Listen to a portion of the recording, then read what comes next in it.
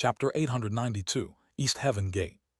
The flying shuttle was a beam of bright light that shot through the starry sky at a speed far, far greater than that Meng Hao was capable of achieving.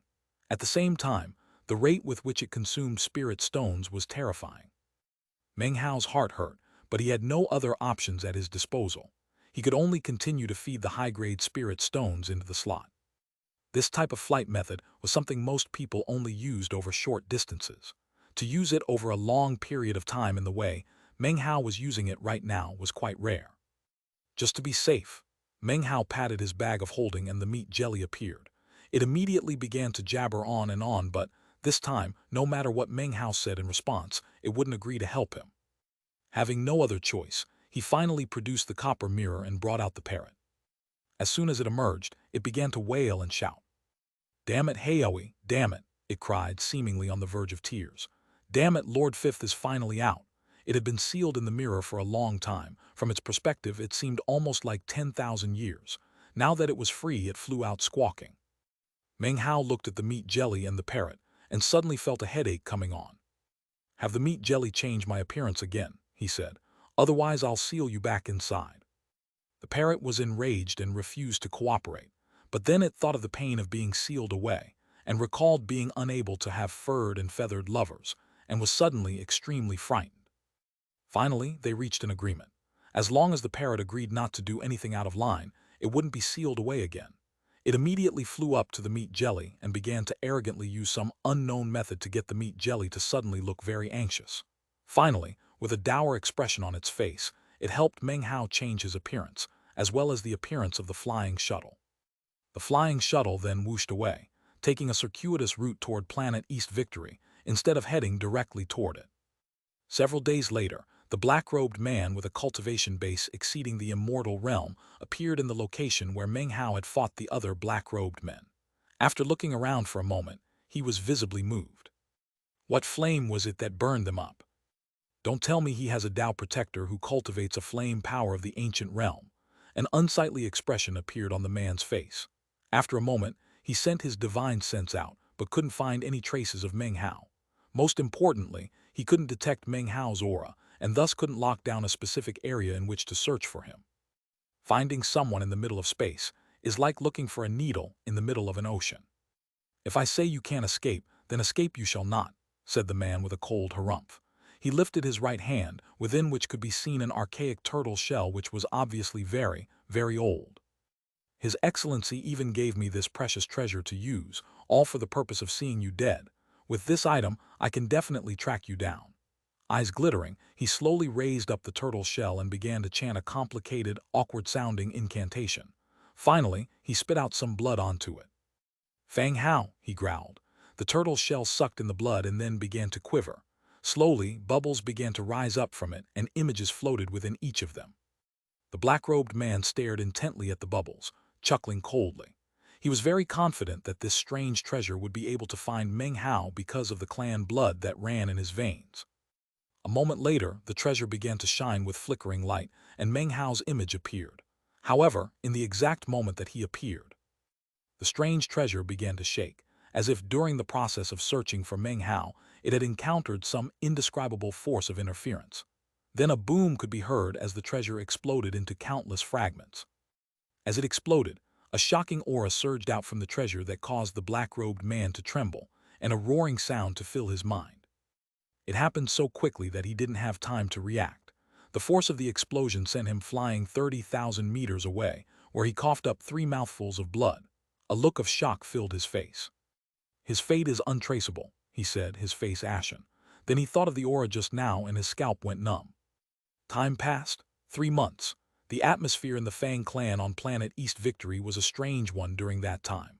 3 months before, a clan member had been set to return, and yet no one showed up. The welcoming ceremony was cancelled. Eventually, they realized they had lost contact with Prince 19, who had been sent to escort the direct bloodline grandson back. His disappearance made the atmosphere even stranger than before. All of the members of the direct bloodline were furious. Many of them even left planet East Victory to conduct searches of their own, but it was all in vain. It wasn't just the direct bloodline clan members who went out searching. Ordinary clan members also went out to search for Meng Hao. Of course, The black-robed men were out searching as well, to find either Meng Hao or his corpse. No one dared to deliver the news to Fang Ziyufeng on planet South Heaven. When Prince 19 finally returned and made his report to the Grand Elder, his face was extremely dark. The Grand Elder appeared to be enraged, and even personally went out to where the teleportation tunnel had collapsed. Eventually, he determined that it had been an ambush set up by a sect who had harbored enmity with Prince 19. The fact that Meng Hao had been dragged into this situation caused quite an uproar, and the Fang clan eventually sent some experts to destroy the offending sect completely, which was quite a shock. After 3 months with no news from Meng Hao, his 19th uncle wallowed in guilt on a daily basis. He would constantly go out to search for Meng Hao, but never found anything. 19th uncle felt especially guilty towards Fang Ziyufeng, but didn't dare tell him about the matter. Of course, he had been scared of his older cousin from the time he was small, and knew exactly what type of personality he had. If Fang Ziyufeng found out what had happened, who knew what could happen as a result? One thing was for sure: a catastrophic storm would definitely occur. Slowly, things calmed down in the Fang clan. Fewer people went out to search for Meng Hao, until eventually, only the direct bloodline members were interested in the matter. The Fang clan was huge, and the direct bloodline had once been at the peak of glory. Meng Hao's grandfather had a monstrous cultivation base. There were other direct bloodline patriarchs, and of course Meng Hao's father was a chosen who struck awe into the hearts of everyone in his generation. Now, however, Meng Hao's grandfather was missing. The other direct bloodline patriarchs were reaching the point of nirvanic rebirth, and were in secluded meditation, and Fang Ziyufeng had gone to planet South Heaven. In addition to all that, Meng Hao, the eldest grandson, had been born crippled. Gradually, the direct bloodline was now losing its power and influence. Before, it had been at the height of power, but now only about 10% of the other clan members were still loyal to the direct bloodline. As the direct bloodline declined, auxiliary bloodlines rose. There was one bloodline in particular from which the chosen Fang Wei descended. His father and other patriarchs of the bloodline were shining radiantly, and in the past few hundred years had worked hard in service of the clan. Their reputations had even spread outside the clan, and therefore their power only continued to grow. Soon, they commanded the loyalty of roughly 30% of the clan. The remaining 60% remained in a position of neutrality, maintaining their own power structures and assisting each other as needed. An entire half-year passed. It was now almost a year since Meng Hao had gone missing. By now, even the direct bloodline had little hope that he would return, and ceased virtually all searching. Even the cultivators in the black robes gave up, having assumed that Meng Hao died out in space. Not even the black-robed expert, whose cultivation base exceeded the immortal realm, was able to find traces of Meng Hao. Space is an enormous place, and it was impossible to completely lock down the starry sky which surrounded planet East Victory. There was simply too much activity there. Planet East Victory gradually returned to normal, and people stopped thinking about Meng Hao. On one particular day, 2 30-meter flying shuttles limped and tottered into the starry sky outside planet East Victory. As they gradually approached the planet, Meng Hao could be seen sitting cross-legged in one of the shuttles. His clothes were in tatters, and his face was withered and yellow. However, his eyes shone brightly. At first glance, he seemed to cut a sorry figure, but deep in his eyes, he seemed even more powerful than when he had left planet South Heaven. He had been traveling for nearly a year to get to the planet up ahead. At long last, he was almost there. The number of spirit stones he had wasted had reached a shocking level. Whenever he thought about it, he gnashed his teeth, and his heart hurt painfully. Throughout the year of travel, he had been forced to be extremely cautious in order to avoid being tracked down and killed. Even so, he had faced many dangers and run into many evil cultivators. Magical battles had ensued on multiple occasions. It could even be said that he had experienced tough training throughout that year. He quickly forgot about the protection he had enjoyed from his father and mother. Once again, he experienced what it was like to be on his own. Finally, I can see planet East Victory with my own eyes, he thought, looking at the planet up ahead. It was huge, composed of about 30% blue ocean water and 70% land. One of the continents, spread out over nearly half the planet, was red in color and emanated a bizarre aura. The planet also had a glowing ring surrounding it, composed of countless drifting asteroids. The sight was spectacular. As he looked over the scene, Meng Hao was shocked to find that there were cultivators sitting cross-legged in meditation on many of the asteroids. There were even some asteroids that had immortals' caves cut into them. The The planet seemed to teem with powerful experts, and their shocking auras combined together to emanate dazzlingly out into the starry sky. Without even setting foot onto the planet, Meng Hao was able to tell that it was a flourishing place. Countless cultivators entered and exited the planet. Colorful beams of light flashed to and fro, and the whole scene looked very different than planet South Heaven, causing a cold light to shine in Meng Hao's eyes. A young man sat cross-legged in the flying shuttle next to Meng Hao's. Smiling, he used divine will to transmit a message to Meng Hao. Elder brother Meng, this is Planet East Victory. Once you take care of your affairs, don't forget to come visit me in the Medicine Immortal sect. I can introduce you to some nice friends. The young man's name was Feng Zun. Meng Hao had rescued him from the clutches of a gang of rogue cultivators, for which Feng Zun had been eternally grateful. After they had begun chatting, Meng Hao found out that he was a disciple of the Medicine Immortal sect. Upon hearing that Meng Hao was traveling to Planet East Victory, he had immediately volunteered to personally escort Meng Hao there. Many thanks, elder brother Feng, Meng Hao replied with a smile. I definitely will. As he looked at Planet East Victory, the bright light in his eyes suddenly turned cold. According to my analysis, he thought, the people in the Fang clan who tried to kill me are definitely also afraid of my father. There seemed to be some other reasons as well. Perhaps because of certain clan affairs, they feared anyone finding that they were the ones who killed me if they succeeded. That's why they lured 19th Uncle away and then sent those black-robed men to kill me. Plus, those men had their memories erased, which lends proof to my speculation. Well then, although the Fang clan might seem to be a dangerous place for me, I should actually be pretty safe there. They won't dare to kill me right in the middle of the clan. I have a high position in the Fang clan, so they definitely wouldn't be so bold as to do something in the open. Chuckling coldly, Meng Hao sent the flying shuttle closer to Planet East Victory. As soon as he neared, a powerful divine sense shot out from the planet. It swept over him, then vanished and transformed into a vortex. Simultaneously, a cold voice transmitted into his ear. Foreign cultivator, enter the vortex up ahead of you and it will take you to the planet. Prepare your travel permits and Jade identification plaque. An imperceptible gleam flickered in Meng Hao's eyes. A vortex had appeared in front of Feng Zun as well. Looking around, Meng Hao saw similar scenes playing out with other arriving cultivators. Apparently, this was how things worked on Planet East Victory. Elder brother Meng, there are a lot of rules on Planet East Victory. Everyone who arrives here is treated like this. If you have no travel permits and no identification plaque, then you'll have to pay dozens of times as many spirit stones, but will still be able to enter. Of course, the amount of spirit stones you pay will depend on how long you plan to stay on the planet. If you try to force your way in, you'll be killed. There's really nothing you can do about it. The entire planet is under the power of the Fang clan. Years ago, Lord Jai actually gave the entire place to them. Smiling wryly, Feng Zun collected his flying shuttle, clasped hands to Meng Hao, and stepped into the vortex. After a moment of thought, Meng Hao also put his flying shuttle away and stepped into the vortex. Glittering light filled his eyes, and when everything became clear, he was no longer out in space. A sparkling shield of light stretched out beneath his feet, allowing him to see the lands below. Directly in front of him was an enormous gate. The gate was 30,000 meters tall, forged from bronze, and was completely ancient in appearance. Carved with designs that appeared to have come from ancient times, it was completely shocking. However, if you looked at it closely, the images on the gate would be too blurry to make out. There were 3 characters inscribed on top of the gate that were visible to all. East Heaven Gate. It was just a gate, but when Meng Hao looked at it, his pupils constricted. This gate actually resembled the door of immortality.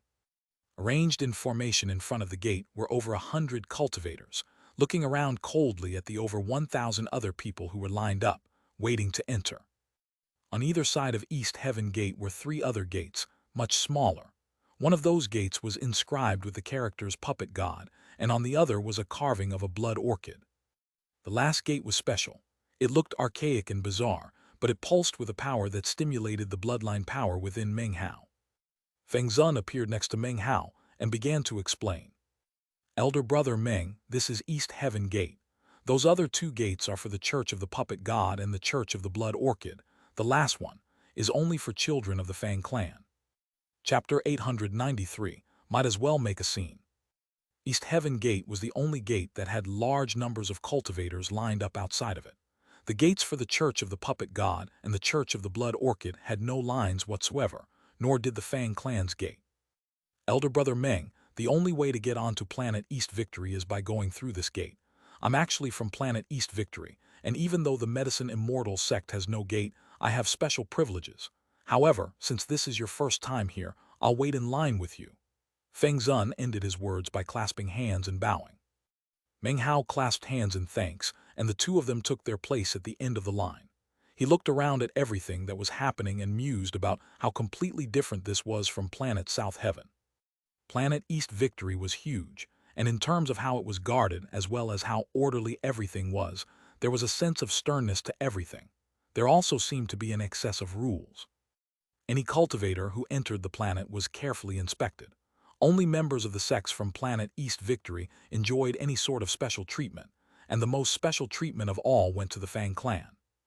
As Meng Hao stood at the end of the line, he noticed that virtually all of the cultivators around him were in the immortal realm, although the majority were only stage 2 or 3. There were few who were stage 5 or higher.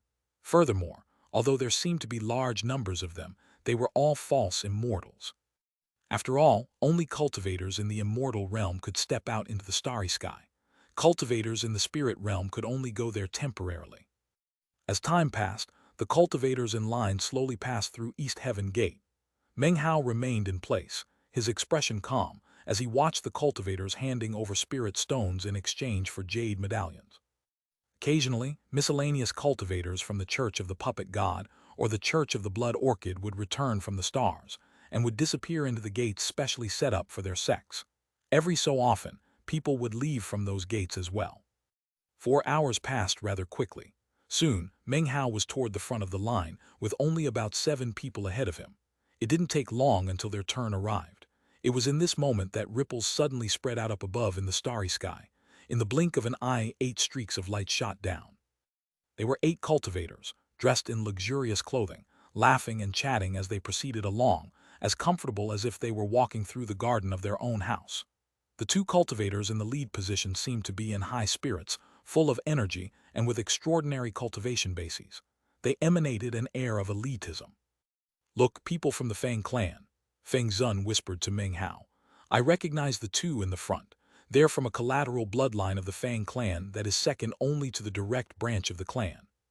The cultivators in the area immediately began to whisper to each other. Meng Hao's expression didn't change, though a barely detectable flicker could be seen in his eyes. When the 100 or so cultivators gathered in front of the East Heaven Gate saw the 8 newcomers, their expressions turned solemn. They immediately stepped forward, clasped hands, and bowed deeply. "Greetings, princes." The 2 cultivators in the lead position among the 8 smiled, and turned back to a young woman among their number. "Junior Sister Hong," one of them said, smiling, "Ninth Uncle has been waiting for some time for you to return from your outside training." The pretty young woman smiled in response. Then she and the rest of the group walked past the bowing cultivators, nodding to them as they headed toward the Fang clan gate. One by one, they passed through the gate, and as they did, glowing beams of light rose up into the air. The height of each beam was different, and when the young woman who had been addressed as Junior Sister Hong stepped through the gate, the light shot up roughly 300 meters into the air. Expressions of envy could be seen on the faces of the cultivators around Meng Hao as they discussed what was happening in low tones. A 300-meter bloodline gate beam. That young woman, she definitely has a high position in the Fang clan. Could she really be the Fang Hong? 1. Fang Hong's name in Chinese is Chinese letter Fang Hong. Hong means rainbow. It probably is. The Fang clan gate only opens for members of the Fang clan, and the thicker their bloodline is, the higher that beam of light. Last year I was fortunate enough to catch sight of Prince Wei. When he walked through the Fang clan gate, the gate beam was 24,000 meters high. It was spectacular. Of course, despite their envy, there was nothing they could do to alter their own bloodline backgrounds. Even if they became outer clan disciples, having Fang clan blood was still an honor they wouldn't have. Feng Zun was a disciple from the Medicine Immortal sect, but even he was sighing in envy. Then he proceeded to explain all the advantages of being a member of the Fang clan on Planet East Victory to Meng Hao. Of course, despite everything he said, it was still possible to hear how proud he was of his own identity. "The Fang clan might be powerful, but I'll never leave the Medicine Immortal sect," he concluded. Meng Hao listened silently during Feng Zun's explanation. Eventually, the bowing cultivators straightened up. Their ingratiating expressions became once again solemn, and they resumed collecting spirit stones from the line of cultivators in exchange for allowing them to enter one by one. Finally, Meng Hao was standing directly in front of the gate. The cultivator responsible for collecting spirit stones had a black birthmark on his forehead, making him look quite ferocious as he stared coldly at Meng Hao. "How long do you plan to stay?" he asked. "If you have no identity medallion, then you'll have to pay 100 spirit stones per day. If you exceed a month, the price increases to 1,000 per day. After 2 months, the price is 10,000 per day." Meng Hao frowned. He had heard the prices mentioned earlier when he was further back in line, and they seemed extremely expensive. In contrast, if you did possess an identity medallion, then the price was only 10 spirit stones per day. "I have no identity plaque," Meng Hao muttered, holding out 100 spirit stones. One day, the cultivator with the black birthmark grinned slightly. Over the years, he had encountered many cultivators who had claimed to only plan to stay one day, but who actually intended to stay longer, and just wanted to avoid paying the spirit stones. People like that were eventually arrested by the Fang clan, and then ended up paying even more spirit stones. The man looked Meng Hao up and down, then tossed him a white command medallion and looked at Feng Zun, who stood further back. Feng Zun's demeanor was different now than the one he used with Meng Hao. He looked a bit proud and arrogant as he threw his medallion over to the man. As soon as the cultivator saw the command medallion, his face broke into a smile, and although he didn't clasp hands the way he had for the members of the Fang clan, obviously treated him differently than Meng Hao. Meng Hao held the white command medallion in his hand and walked toward East Heaven Gate. Just as he stepped into the gate, a powerful repelling force surged out, enveloping him and ejecting him from within the gate. This scene immediately caused expressions of sympathy to appear on the faces of the cultivators in line. Feng Zun gaped in shock, then suddenly seemed to realize something, and involuntarily frowned. As for the cultivators standing guard outside the gate, their cultivation bases exploded with power, and they immediately surrounded Meng Hao. "Ejected by East Heaven Gate, huh? Seems you must have some evil intentions. Come with us. If the investigation proves that you're innocent, then you'll obviously be set free. East Heaven Gate only rejects people who harbor malicious thoughts. Your cultivation base isn't very high, so if you resist us, we'll just kill you." The guard cultivators all stared at him with cold eyes. Meng Hao frowned and looked down at the identity plaque he held. A moment ago, he had clearly sensed that the reason he had been obstructed by East Heaven Gate was because of the Jade medallion, not he himself. Feng Zun immediately approached, not hesitating to mention his status as he smoothed the matter over. After he finished speaking, the cultivator with the black birthmark, the one who had given Meng Hao the Jade plaque, spoke up. "Since fellow Taoist Feng here is willing to vouch for you, we can forego the investigation. Just hand over 10,000 spirit stones as bail, and we'll forget the matter." His eyes overflowed with scorn as he looked at Meng Hao. He was convinced that a person like Meng Hao, with no identity medallion and a low cultivation base, had obviously run into trouble outside, and was now attempting to seek refuge on planet East Victory. Had Meng Hao been generous to begin with, and just handed over 10,000 spirit stones to purchase the right to stay there, then he wouldn't have caused any problems for him. However, he was obviously seeking a favor from planet East Victory, and yet at the same time was being stingy. Whenever the cultivators who guarded the gate ran into people like this, they would make sure to teach them a lesson. Of course, if Meng Hao had an incredible cultivation base, then they wouldn't dare to do something like that. But with his current cultivation base, he was definitely the type they would give a hard time to. If it weren't for the fact that they wouldn't do anything to offend Feng Zun personally, they would definitely do everything they could to take advantage of Meng Hao. Killing intent flickered in Meng Hao's eyes. He had never imagined that just being a little stingy and handing over too few spirit stones for the toll would cause such a fuss. Especially since this was his home, the Fang clan of planet East Victory. Especially since he had experienced numerous twists and turns on his journey here, and had even had people trying to track him down and kill him. All of those things which had been brewing in Meng Hao's heart were now on the verge of causing him to explode. Originally, his plan had been to get onto planet East Victory, look around a bit, and then go to the Fang clan. But as of this moment, he changed his mind. Now that he had finally arrived at planet East Victory, he actually needn't keep a low profile anymore. It was time for him to see who it was that actually dared to try to kill him. He chuckled coldly, slapped his bag of holding, and caused 10,000 spirit stones to trickle out and form a small mountain. The surrounding cultivators who guarded East Heaven Gate looked on with snide smiles. The man with the black birthmark made a grasping motion to collect the spirit stones.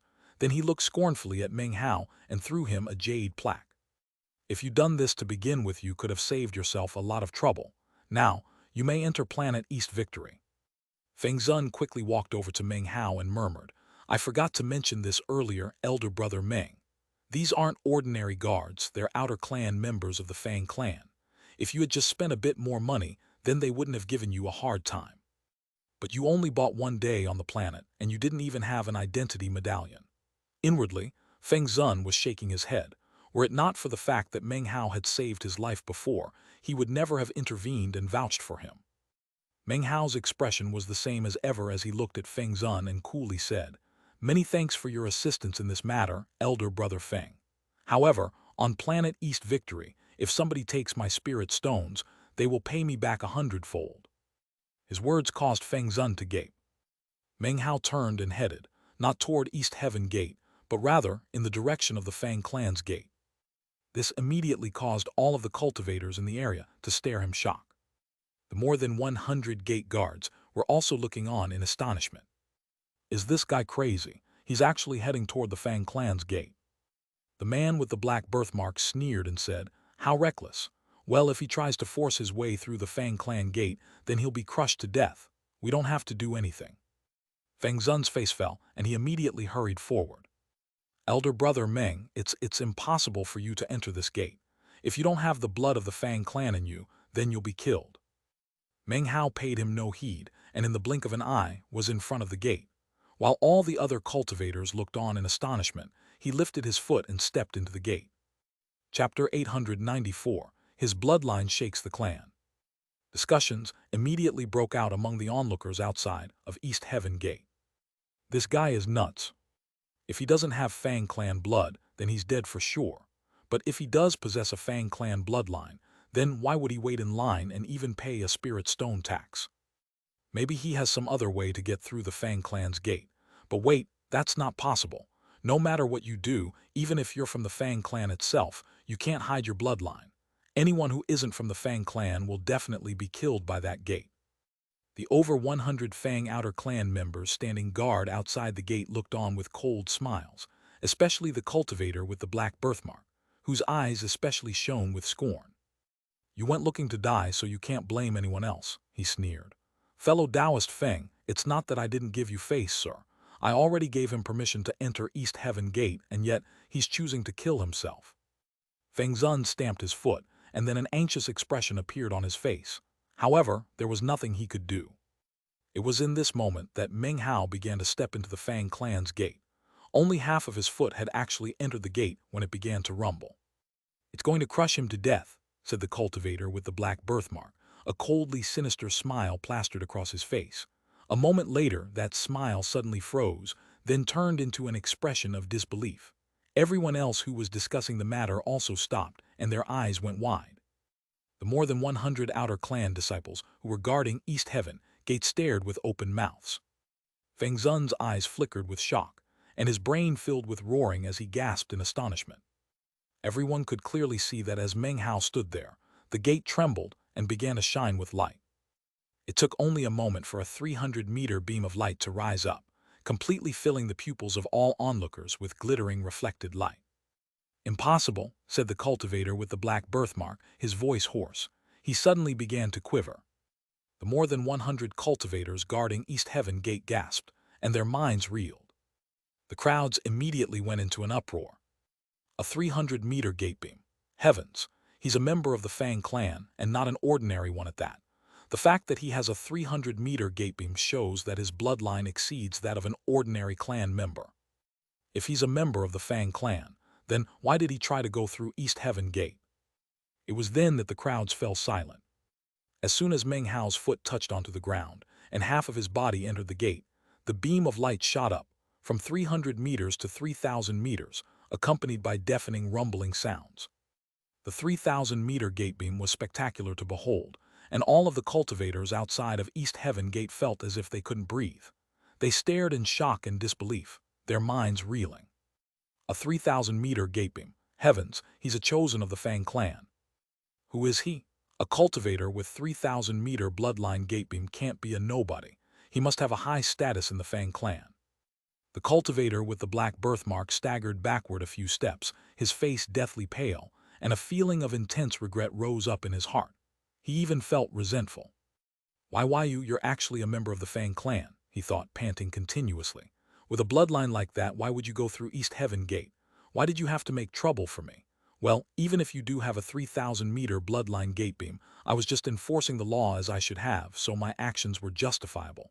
Even still, his heart was filled with intense apprehension. Feng Zun stood there gaping at Meng Hao, unable to even speak. If that were all there were to the matter, it wouldn't be a big deal. But then, Meng Hao finished stepping into the gate, which caused the rumbling sounds to increase and the beam of light to shoot higher into the air. 3,000 meters, 4,500 meters, 6,000 meters, 7,500 meters. In the space of only a few breaths of time, the beam of light reached a height of 9,000 meters. A plopping sound could be heard as the cultivator with the black birthmark suddenly seemed to lose all of his cultivation base and strength. He sat down onto the ground, his face as pale as a corpse, without the slightest sign of color. 9,000 meters, he thought. Finished. I'm finished. If it were only 3,000 meters, I could still say I was just enforcing the law, but he has a 9,000-meter bloodline gate beam. A clan member like that, He wasn't the only one who was acting like that. The Fang outer clan members who had surrounded him earlier and mocked him coldly were now looking on with fallen faces. Their scalps were numb, and they were terrified. The rest of the people standing outside of the gate were watching with wide eyes and slack jaws, their minds trembling. 9,000 meters. What bloodline is that? That's second only to the number 1 chosen in the Fang clan, Prince Wei. When Prince Wei entered the door, his gate beam reached 24,000 meters. Who is this guy? It wasn't just the people outside the gate who were shocked. In the Fang clan's ancestral mansion in planet East Victory, there was a huge bell. Moments ago, that bell had begun to toll. The sound of it rang out through all of the clan's various branches. No outsider could hear it. It rang out only in the minds of the members of the Fang clan. In the main hall of the ancestral mansion, an old man with a full head of white hair sat cross-legged in meditation. His expression was solemn, and when he opened his eyes, his gaze was profound and his eyes flickered like lightning. Sitting in front of him were 8 other people, all of whom were engaged in a discussion. When the bell tolled, the faces of all of the men in the main hall flickered, and they looked up. Someone with a strong bloodline just entered the Fang gate and has invoked the toll of the bell. The Dao bell only tolls when a clan member enters the gate for the first time, and a bloodline gate beam of 3,000 meters or higher appears. What member of the junior generation has gone to test out their bloodline? Everyone was shocked, and the old man sitting up front looked up, suspicion flickering in his eyes. When members of the Fang clan came of age, they would enter the Fang gate to test their bloodline. The Dao bell would only ring the first time they did so. As of this moment, there were many locations within the Fang clan in which expressions of surprise could be heard. Meng Hao's 19th uncle was currently sitting cross-legged next to a lake, clutching a flagon of alcohol, his face glum and anguished. When the bell tolled, he almost didn't seem to hear it and just kept drinking. Off to the side, a young man with a bitter expression on his face hung upside down in midair. In another location was a stretch of pitch-black land from which a volcano rose up. Sitting cross-legged deep inside the volcano was a middle-aged man, whose eyes suddenly snapped open and began to shine with brilliant light. In another area, there was a blood-red desert where a young man could be seen sitting. He suddenly raised his head and looked up into the sky. In a variety of locations, clan members began to take notice of the tolling of the bell. When it tolled a second time, even more people were visibly moved. When it tolled a third time, even more people were shocked. However, after the third tolling of the bell, it didn't stop. Meng Hao stood there in the Fang clan's gate, unmoving, surrounded by a gentle aura that swirled around his body, stimulating his bloodline. His face was calm. Since he had chosen this route, then he would continue to shock heaven and earth. He took a deep breath and fully released the power of his bloodline, allowing the gentle power of the gate to thoroughly assess its strength. In the blink of an eye, the gate beam exploded up. It broke through from 9,000 meters to 12,000, causing the bell to toll a fourth time. That fourth bell toll could be heard by all the Fang clan members over the entirety of planet East Victory, and caused even more people to feel astonishment. Next, however, the Fang Gate's gate beam shot higher, reaching 15,000 meters. A fifth bell toll echoed out, shaking the entire Fang clan. 5 bell tolls, who is testing out their bloodline, it's so strong. In the younger generation of the Fang clan, there are less than 50 people who can achieve a 15,000-meter gate beam. When it comes to a 18,000-meter beam, there are less than 10, and as for a 21,000-meter beam, there are only 3. And then there's Prince Wei with his 24,000-meter beam. The Fang clan was in an uproar. Meng Hao stood bathed in light in the Fang clan's gate, the gate beam so bright that no one could see him inside of it. Meng Hao took another breath, and his eyes glittered as the gate beam shot up once again. It went from 15,000 meters up to 18,000 meters, the scintillating light seemingly limitless. All of the people outside of East Heaven Gate were struck speechless. When the sixth bell tolled, the entire Fang clan was sent into a stir. Multiple figures shot up from various locations in the clan and headed toward East Heaven Gate. Even the elders in the main hall of the ancestral mansion flew outside and then began to teleport toward the gate. Tens of thousands of people all flew out at the same time, including countless powerful experts. In the blink of an eye, numerous people emerged from East Heaven Gate and looked over toward the Fang clan's gate. The other cultivators outside of East Heaven Gate began to edge backward, their bodies trembling, their expressions that of excitement. They looked at the people walking out of East Heaven Gate and realized that all of them were cultivators from the Fang clan, powerful experts. These people peered at the Fang clan's gate, but were unable to clearly see who was inside. I wonder which branch's child has achieved such a level. Ha ha ha, the immortals are blessing the Fang clan. Another chosen has appeared. Who is it? Is it Tower or Young Hai, perhaps Hunger? The Fang clan members who had just arrived were all waiting in anticipation. It was at this point that a group of 8 figures appeared, led by the white-haired old man who had been sitting in the lead position in the main hall of the ancestral mansion. As soon as he appeared, the other Fang clan members looked over in shock and then clasped hands. Greetings, Grand Elder. This old man was none other than the person who had been left to preside over the Fang clan's affairs after the patriarchs had gone into secluded meditation.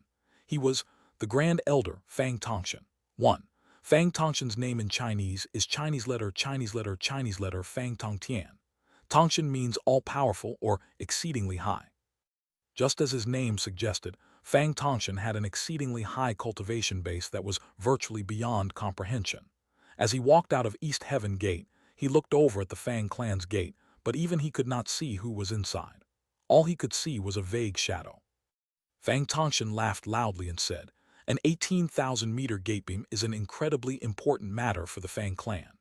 Very well, very well. A clan member with a bloodline like this means that the Fang clan will definitely have a new chosen.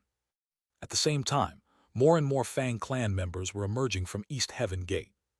Meanwhile, the outer clan cultivators who had been guarding the gate were so scared that their limbs had become like jelly. They seemed on the verge of dropping dead from fright. As for the cultivator with the black birthmark, he was laying on the ground shivering uncontrollably. Feng Zun was also shaking. He looked around at the powerful figures around him, and then back at the Fang clan's gate, his face covered with a look of disbelief. It was at this point that more rumbling sounds could be heard as the light exploded up once again. It went from 18,000 meters to 21,000 meters, completely shocking the Fang clan and everyone else outside the gate. Grand Elder Fang Tongshan's eyes were shining with unprecedented brightness. Chapter 895, He's Back. 21,000 meters. In the current generation of the Fang clan, there aren't even 10 people who can cause a 21,000-meter gate beam to appear. Today, there's one more. Who is this person? It's definitely someone from an auxiliary bloodline. I'm 80% certain that it's Tower. The Fang clan members outside East Heaven Gate were completely astonished. Meanwhile, back on planet East Victory, 7 bell tolls had rung out into the ears of all Fang clan members. It was at this point that Meng Hao's 19th uncle, who sat by the lake drinking alcohol, suddenly quivered. He slowly put the flagon of alcohol down and looked up into the sky. 7 bell tolls, he thought. Who exactly is stepping into the Fang clan's gate for the first time? Could it be that it's Haor? 19th uncle suddenly stood up and waved his hand. The young man who had been hanging there upside down let out a shriek as 19th uncle grabbed him and flew up into the air. Dad, it was my fault. I really made a mistake. 19th uncle completely ignored the young man's shrieks, simply carrying him along as he shot toward East Heaven Gate. He had to see if this newcomer really was Meng Hao. Meanwhile, in the Fang clan ancestral mansion, there was another temple hall in which two people sat. One was an old man, the other slightly younger. They sat there cross-legged, listening to the tolling of the bell. The old man's eyes opened and he coolly said, "Go see which bloodline this person comes from. If it's ours, then it doesn't matter. If not, ask that person to come here. I can always adopt another grandchild." The middle-aged man's expression was dignified, and he actually somewhat resembled Fang Ziyufeng. He nodded, then strode away and vanished. When he reappeared, he was up in the sky. His eyes glittered brightly. Latent talent with a 21,000-meter gate beam. That's only a little bit less than my boy, and makes this person worthy of becoming his little brother. At the same time, deep down in the earth beneath the Fang clan ancestral mansion, there was an immortal's cave. It was filled with dense immortal qi, the reason being that the entire immortal's cave was made of immortal jade. A young, bare-chested man sat cross-legged in that immortal's cave, surrounded by 9 wizened old men. The old men were bound with iron chains that were in turn connected to spell formations. The men howled shrilly as immortal qi flowed out from them into the spell formations, and was then absorbed by the young man. There were an additional 3 old men who stood in the cave, observing the process with slight smiles. "Prince, your cultivation base is continuing to progress. Considering your latent talent, Prince, you can definitely be reckoned one of the very best in all the 9th mountain and sea. Soon, even the chosen from the 3 great Taoist societies will have no choice but to bow their heads in your presence. Prince, you have incredible ambitions. It won't be long before you reach true immortal ascension. Then, you will be able to sweep across all the chosen in the 9th mountain and sea." It was at this point that the tolling of the bells reached their ears, and the faces of the 3 men flickered. The young man, however, continued to meditate. None of the non-Fang clan members on planet East Victory could hear the bells. However, more and more Fang clan members were flying out and heading toward East Heaven Gate, gathering there to look at the boundless gate beam. Just who exactly is it? There's no need to get excited. We'll be able to see who it is soon enough. Pretty soon, this person's rank in the clan is going to be very different from everyone else. Within the crowd, Meng Hao's 19th uncle peered toward the shadow in the Fang clan's gate, trembling. Nobody else had ever seen Meng Hao before and thus wouldn't recognize him. However, 19th uncle could sense something familiar about the shadow. "Who is it?" asked the young man next to 19th uncle, staring with wide eyes. "Who has a 21,000-meter gate beam?" In response, his father smacked him hard. "Dad," grumbled the young man, scowling. He was just about to say something else when, all of a sudden, more rumbling could be heard, and the beam of light coming from the Fang clan's gate shot higher once again. "Are you MMBLLE?" It went from 21,000 meters all the way to 24,000 meters.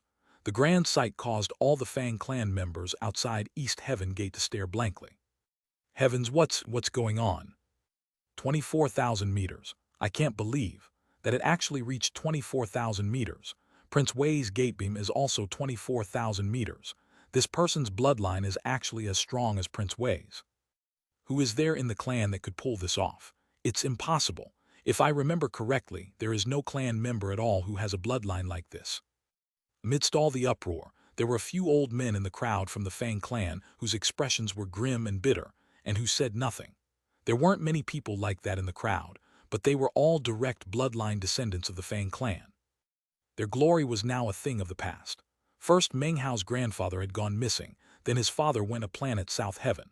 After that, the direct bloodline patriarchs all went into secluded meditation and wouldn't emerge. The direct bloodline was in decline, and the situation was only continuing to grow worse. When they saw the boundless light in front of them, they could only sigh. "Our bloodline used to have someone who could consider a true chosen. It's too bad. He was supposed to return last year, but now we don't even know if he's alive or dead." There was another person in the crowd, a person who had just arrived. He was the middle-aged man who intended to try to acquire Meng Hao for his own bloodline. Originally, he stood there in the middle of all the other clan members, smiling broadly. However, now that the gate beam had reached 24,000 meters, his eyes widened, and deep therein could be seen a flicker of killing intent. It didn't matter who this person in the gate was. The fact that they had caused a 24,000-meter gate beam to appear meant that they were a threat to his son. Grand Elder Fang Tongshan's pupils constricted imperceptibly. However, his expression was one of kindness, and even more so, excitement. Wonderful. It appears that the Fang clan will soon have another almighty chosen like Fang Wei. The Fang clan was in an uproar. On planet East Victory, the bell had tolled 8 times, and the clan members who had not already flown up into the air were astonished. Whether it was the young man in the blood-colored desert, or the middle-aged man practicing cultivation in the volcano, or anyone else, they all flew up. Back in the ancestral mansion, the old man who had sent his son to East Heaven Gate suddenly opened his eyes, and they shone with terrifying light. 24,000 meters. Other than my grandson, there is no one in the current generation of the Fang clan who has such a strong bloodline. This person must not be from planet East Victory. It's him. It must be that damn son of a bitch. He's not dead after all. At first, killing intent flickered in his eyes, but then he frowned and felt fear welling up in his heart. This was planet East Victory, and because of the Fang clan Dao reserves. It didn't matter how high up he was in the clan, he didn't dare to publicly break clan rules. Damn it, he's making such a big scene. You can tell he's a profound schemer. By now, everyone in the Fang clan was shaken. Meng Hao's gate beam put him on par with the #1 chosen in the clan, Fang Wei. The strength of such a bloodline was completely terrifying. The ordinary clan members were all excited, but those clan members with deep cultivation bases or otherwise held significant influence watched with various expressions. They were happy to see a chosen appear. However, if that chosen's power reached a terrifying level, then it wouldn't actually be a joyous occasion. If this person threatened Fang Wei's status, a fight would surely break out like that between a dragon and a tiger. The result would be a clan member dying, and would affect the struggle for supremacy by the various sub-branches in the family. In clan fighting was a very complicated thing. Meng Hao stood there in the Fang clan's gate, his eyes closed but his blood surging. As it flowed through his body, he could sense that there was still more power locked in his blood. He took a deep breath and then suddenly opened his eyes. If I'm going to make a big scene, then I might as well go all out. His cultivation base exploded with power, his blood flowed, and the entire gate began to shake. The gate beam outside once again shot up higher into the sky. 25,000 meters, 26,000 meters, 27,000 meters. A buzz of conversation rose up, but was quickly silenced as the beam continued to climb higher. 28,000 meters, 28,500 meters, 29,000, all the way to 29,900 meters. 30,000 meters. 1. In the original Chinese, 30,000 meters is written as 10,000 zhang. When the two characters 10000 and zhang are combined into a word, it also means extremely high, deep, or lofty. All of the Fang clan members were completely shaken to the maximum. Although Grand Elder Fang Tongshan's pupils dilated with shock, his face was plastered with a huge smile. The older members of the clan were frowning, but the ordinary clan members were shouting out in happiness. 30,000 meters. That's even more than Prince Wei. This person's bloodline purity is unprecedented. A 30,000-meter gate beam. In the tens of thousands of years of recorded clan history, there has never been something like this before. According to the legends, only the early ancestors of the clan had a 30,000-meter gate beam. That means this person's bloodline evoked an ancestral awakening. Meng Hao's 19th uncle was incredibly excited, and his eyes shone brightly. It's definitely Hayar. Only a grandson of the direct bloodline could have blood like that. On planet East Victory, the 9th bell tolled, and then a 10th. As they echoed out, the old man in the ancestral mansion suddenly shot to his feet, an expression of disbelief on his face. Deep beneath the surface of the ground, the young man in the immortal's cave who was absorbing the immortal chi from the 9 old men suddenly opened his eyes. His pupils were violet and shone with a strange glow. "So has he returned?" the young man murmured. On this day, the Fang clan members were sent into unprecedented astonishment. On this day, the crowds were packed tight outside East Heaven Gate. On this day, all of the powerful experts of the Fang clan flew out to East Heaven Gate. On this day, the cultivators who had lined up outside East Heaven Gate experienced something they would never forget. On this day, Feng Zun saw something that he would remember for his whole life, something like a dream. A cultivator he knew as Meng Hao stepped into the Fang clan's gate, and a 30,000-meter bloodline gatebeam shot up. It was the stuff of legends and perhaps the foundation of a myth. Rumbling echoed out from the Fang clan's gate as the brilliant light slowly faded away. The eyes of all onlookers, of all the Fang clan members, were cast toward the gate. Gradually, what became clear was an unfamiliar young man who walked out to stand in front of everyone. He was tall and slender and wore a long blue robe. His black hair drifted about in the air around him, and his face was somewhat sallow and thin. However, as he stood there, he looked like he was standing on top of the sun. His eyes shone brightly, like stars, and as he stood there, he looked around at everyone a bit bashfully. My father is Fang Ziyufeng. My mother is Meng Li. My big sister is Fang Yu. I took my mother's surname and my name is Meng Hao. Grandfathers and grandmothers, uncles, brothers and sisters, greetings. Meng Hao clasped hands and bowed deeply. Chapter 896, The Fang Clan of Planet East Victory. Meng Hao looked at all the members of the Fang clan and introduced himself in an unprecedented fashion. The response to his words was complete and utter silence. All the clan members looked at Meng Hao, at his unfamiliar face, and the Fang clan gate behind him. The 30,000-meter beam of light from moments ago had faded away. Meng Hao was a name they weren't familiar with, but when it came to Fang Ziyufeng, that was a name that had once been the most glorious name in all the Fang clan, and a name that would never be forgotten. Fang Ziyufeng was the eldest son of the direct bloodline, and the number one chosen of his generation. He had swept easily across all the other clan members of the other bloodlines, and had also suppressed the chosen of various other sects in the Ninth Mountain and Sea. During that time, Fang Ziyufeng was so mighty that he was like a blazing sun in the sky, and all others in his generation were like ordinary stars that served only to illuminate him in his splendor. Furthermore, he ended up marrying an exceptional daughter of the Meng clan. People came from the 8th mountain to attend their cultivator bonding ceremony, turning it into a grand occasion that people from both of those great mountains and seas still discussed. Then Meng Hao was born, which pushed Fang Ziyufeng and Meng Li to the peak of fame. But then, in much the same way that luxury often fades to poverty, everything had changed in the blink of an eye. To the surprise and disbelief of many, Fang Ziyufeng's father disappeared, and then Fang Ziyufeng went a planet south heaven to guard it for 100,000 years. And all of this was for his son Fang Hao. He was a boy with a strong bloodline who had experienced nirvanic rebirth at the age of 7. He had a heaven-defying bloodline, but had been born crippled. During those years, there were many people who believed that Fang Hao was holding his mother and father back. But now Meng Hao had returned. Or perhaps you could say, Fang Hao had returned. The return of this one individual had prompted the entire clan to emerge to receive him. When he left with his parents, it shook all of Planet East Victory. Then he returned, and similarly shook the entire planet once again.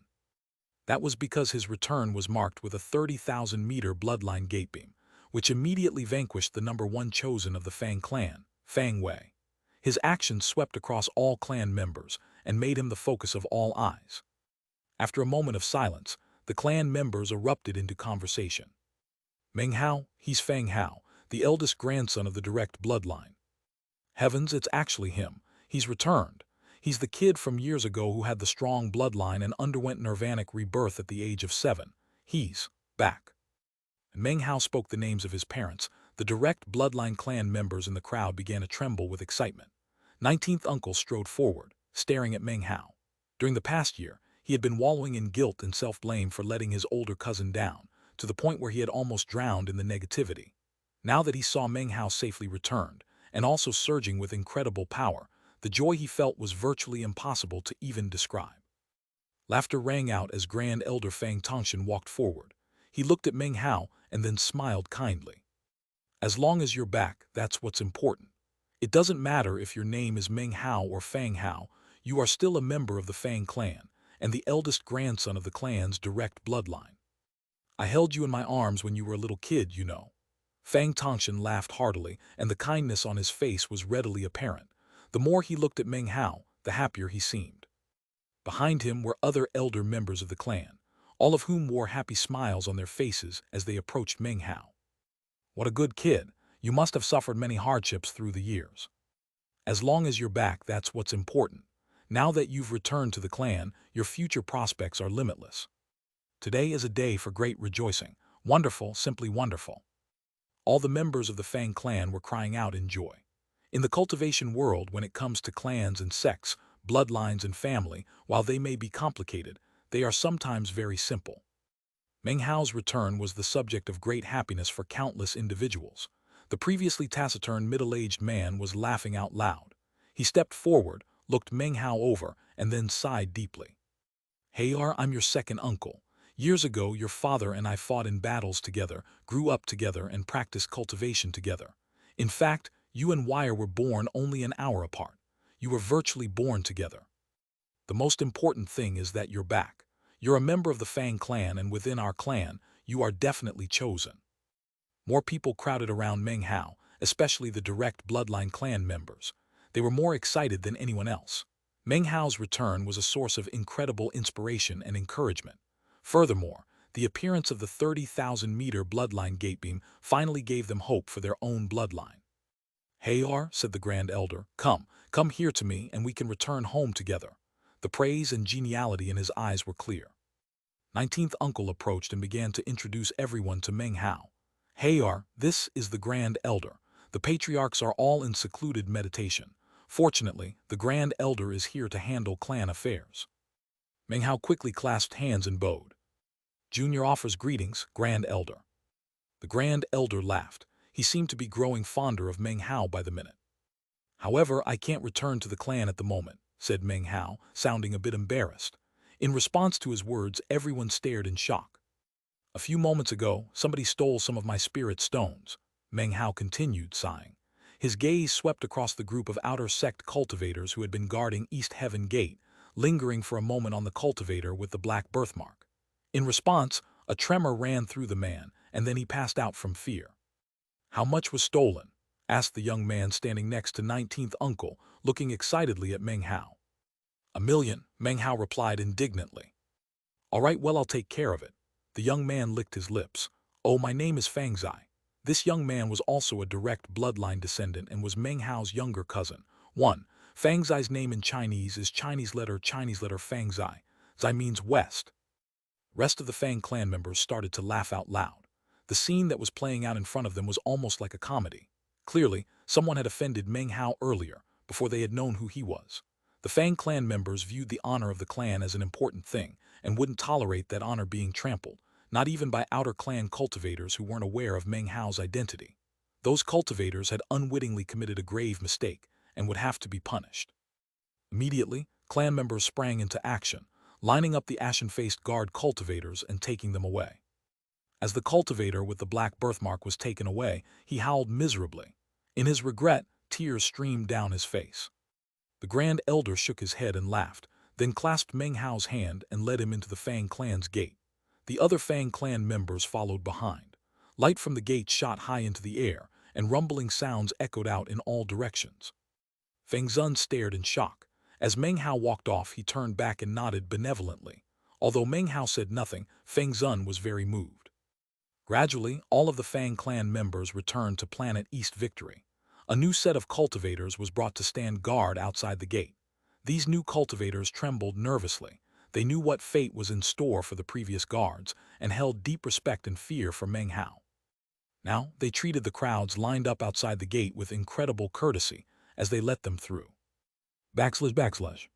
Back in the Fang clan, clan members from various bloodlines returned from afar and gathered together in the ancestral mansion for a grand welcoming ceremony. Compared to the gathering that had been prepared 1 year before, it was exponentially grander. After all, the previous gathering had been more for show. This time, many people came back of their own volition. They wanted to see for themselves exactly what Meng Hao looked like, this clan member who had a 30,000-meter bloodline gatebeam. Roughly half of Planet East Victory was under the Fang clan's jurisdiction and was occupied by various auxiliary bloodlines. On this planet, there was no imperial dynasty, only the Fang clan. Regardless of whether it was their mortal cities or their cultivators, the Fang clan was so large and powerful that they eclipsed everyone else. Furthermore, the Church of the Blood Orchid and the Church of the Puppet God both had deep connections to the Fang clan. Of course, the Medicine Immortal sect was independent.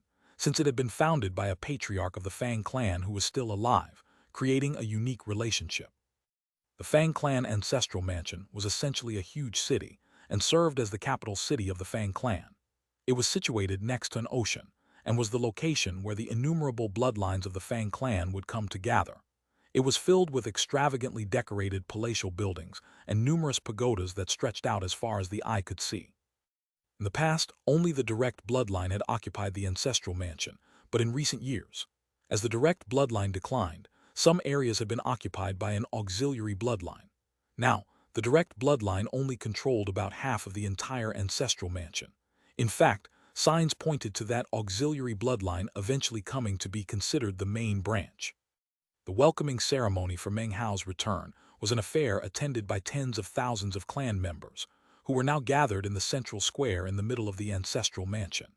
To Meng Hao, it looked vaguely similar to what he had seen in the illusory, immortal, ancient Taoist Rite Temple.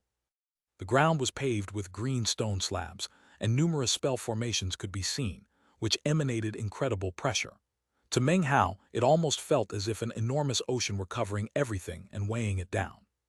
The buildings he saw in all directions were luxurious, and it was as if an enormous sect that could shake all of the ninth mountain and sea had suddenly revealed a tiny portion of itself to Meng Hao.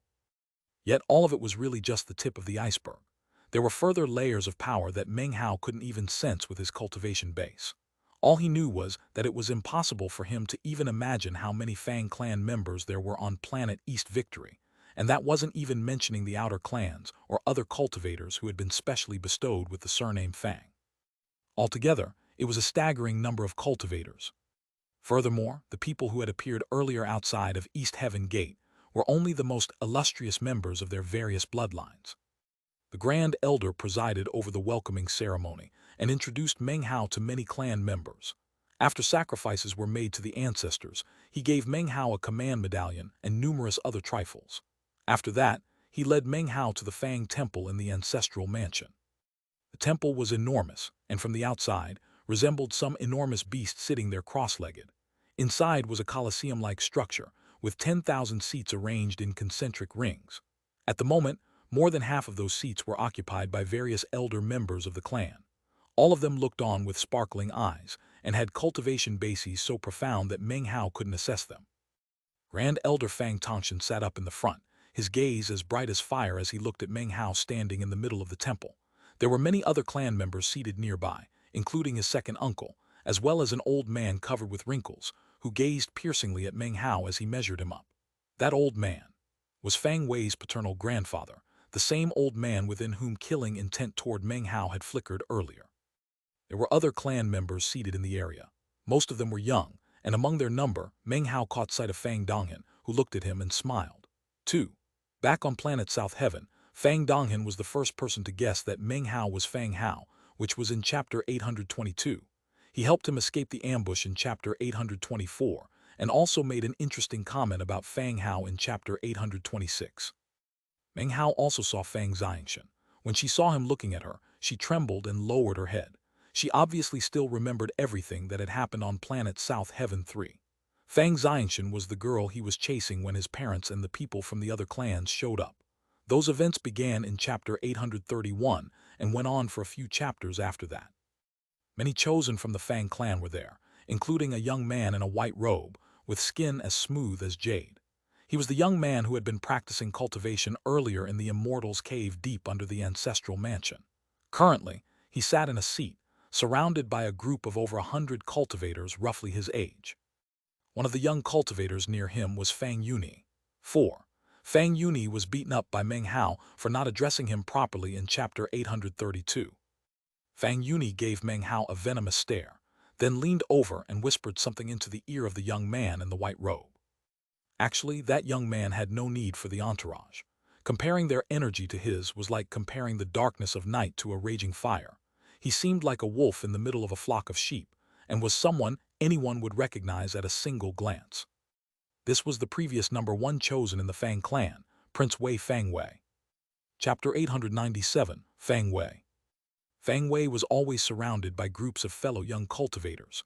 No matter where he went, he was the center of attention. After all, he was Fang Wei, the long-time #1 chosen of this generation in the Fang clan. He was famous in all the Ninth Mountain and Sea. Furthermore, although he wasn't the legitimate eldest grandson of the Fang clan, he essentially held that position. In this generation of the Fang clan, the only person who ranked above him in seniority was Meng Hao. As he sat there calmly, he glanced at Meng Hao for a moment, then closed his eyes.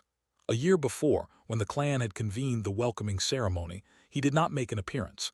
He couldn't care less that Meng Hao had been scheduled to return. The only reason he came today was because the strength of Meng Hao's bloodline had piqued his interest. The air in the temple was very solemn. All of the people seated inside were Fang clan elders, and although not every single clan elder had come, this group comprised the majority of those who were on planet East Victory. Each person in the temple looked like an immortal deity. All of them, be it in terms of their chi and blood or in terms of their aura, were terrifying to the extreme. As Meng Hao looked around, he realized that he couldn't gauge any of their cultivation bases.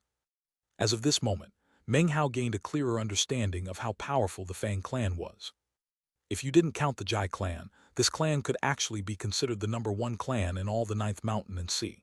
The year that Lord Li disappeared, if the Fang clan had been stronger by just a hair, the Ninth Mountain and Sea might now be following a Lord Fang. Meng Hao was also well aware that he was really only looking at the tip of the iceberg. The Fang clan had even deeper and more powerful resources, making them a force that few would ever trifle with lightly. Furthermore, Meng Hao was the eldest grandson of the direct bloodline of the Fang clan. It was easy to imagine what would have happened if he hadn't experienced the seventh-year tribulation.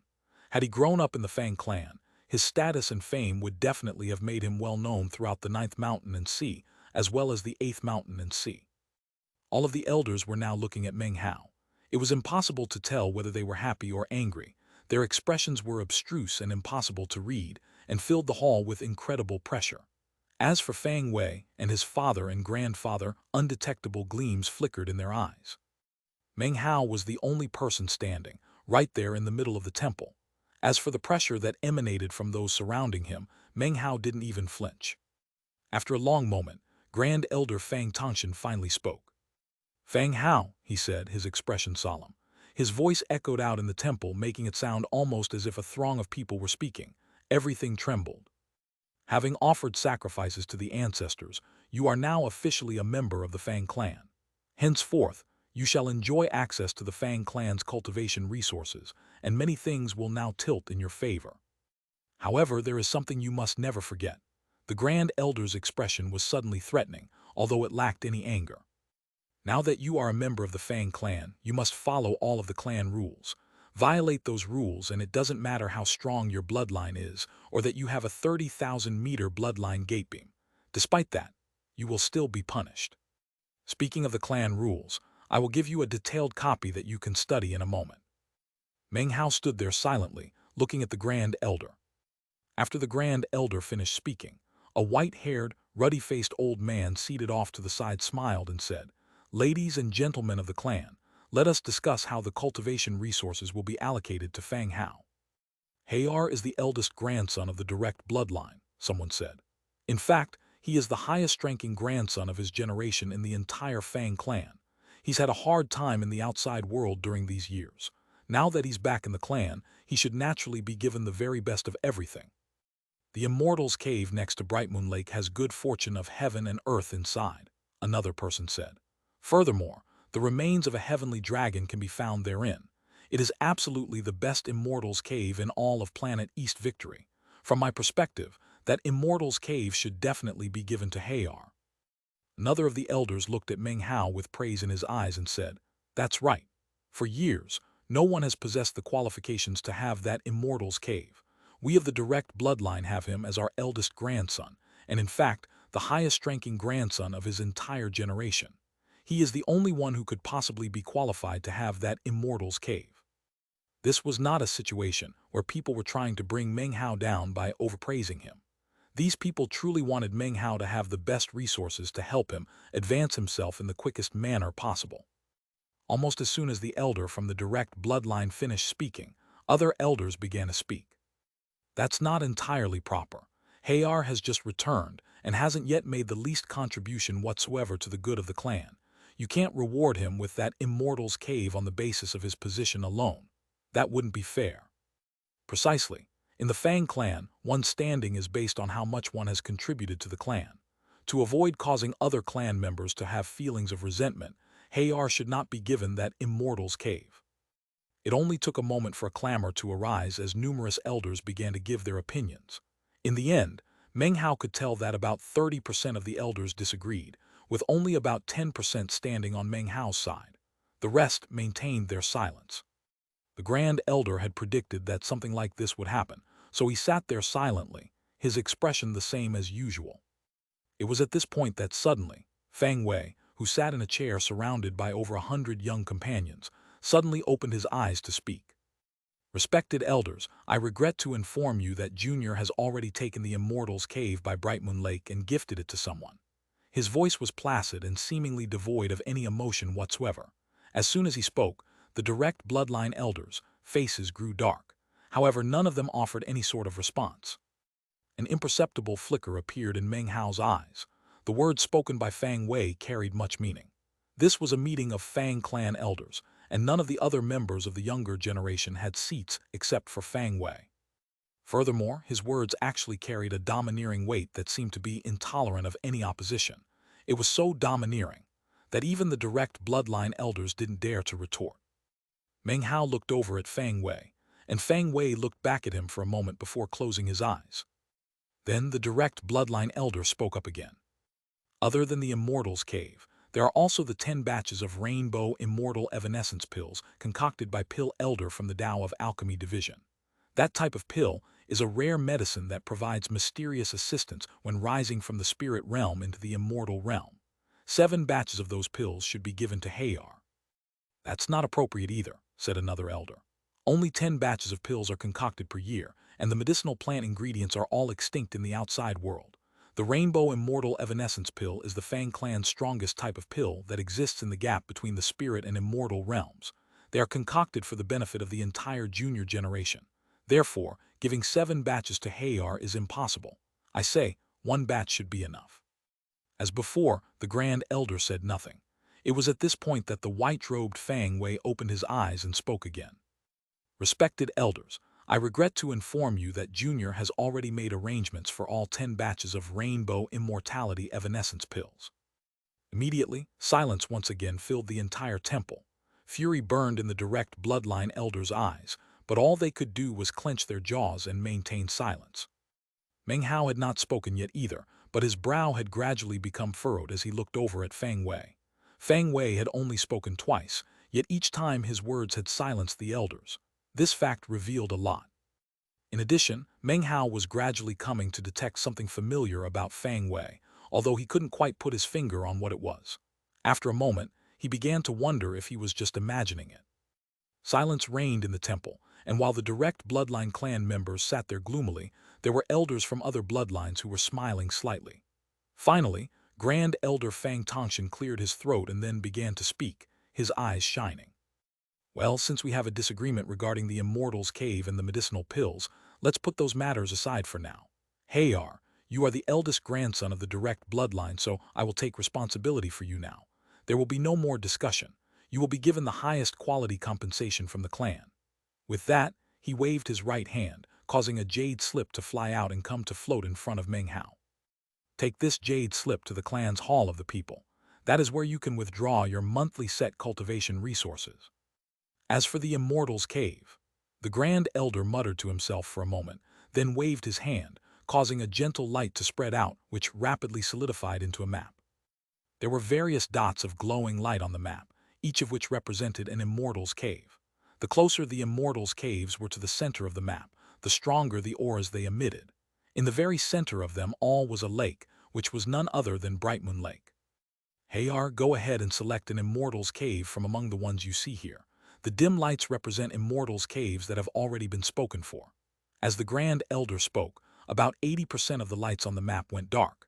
Not many were left behind. There were still a few next to Bright Moon Lake, but most were located in other areas and especially along the edges. All eyes were on Meng Hao, and most of the onlookers seemed concerned, although it was impossible to tell whether such feelings were true or false.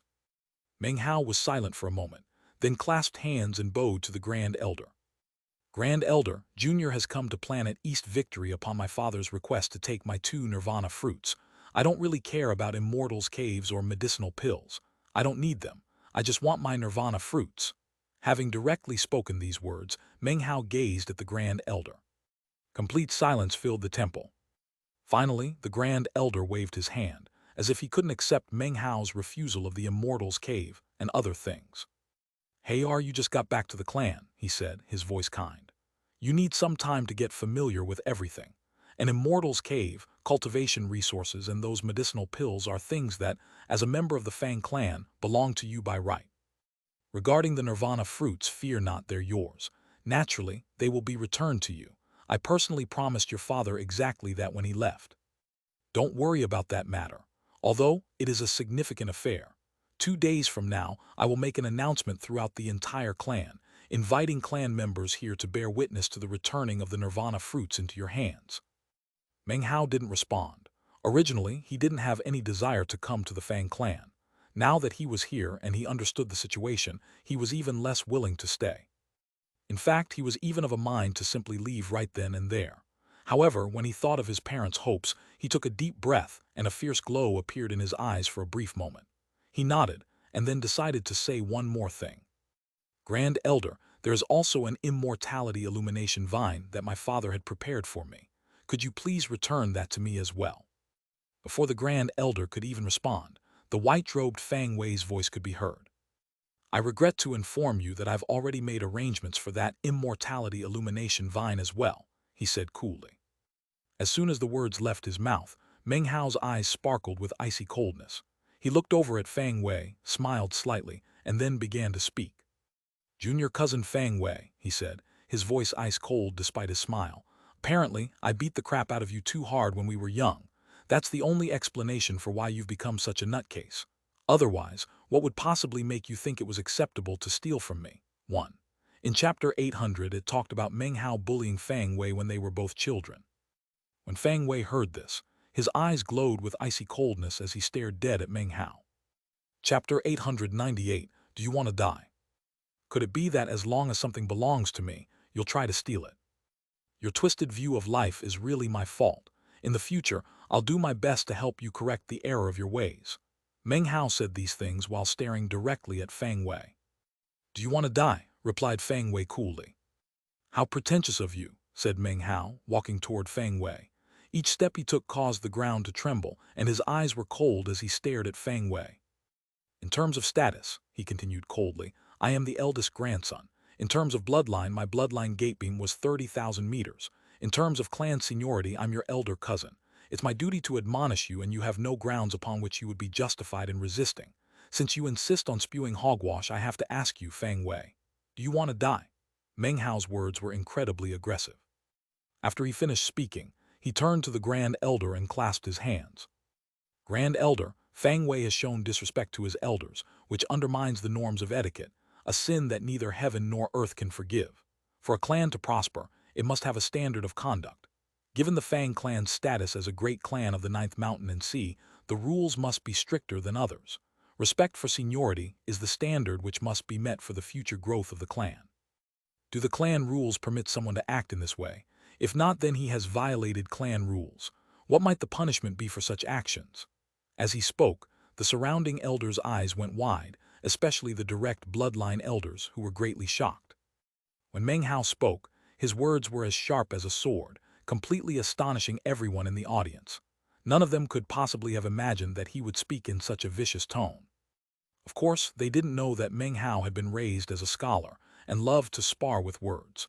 Back in his days as an alchemist, he had engaged in a debate that had resulted in his opponent's Tao heart becoming unstable. From that, it could be seen how sharp his words could be. Furthermore, he had verbally dueled with the meat jelly on many occasions, which could be considered further training in debate. It was at this point that Fang Wei's father, who sat off to the side of the elders, suddenly spoke, his voice cold.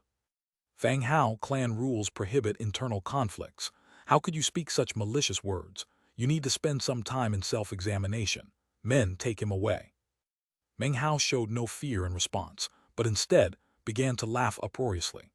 Now that he was here in the Fang clan and could now take advantage of the clan's regulations and ordinances, he would not allow anyone to dare try to openly put him at a disadvantage. Second uncle, correct? Were my words really malicious? I said that I beat him too severely when we were young. That is a simple fact. I said that he has become abnormal, an expression of regret. Then I said that I wish to help him correct the error of his ways. As his elder cousin, all of this is a condemnation of myself.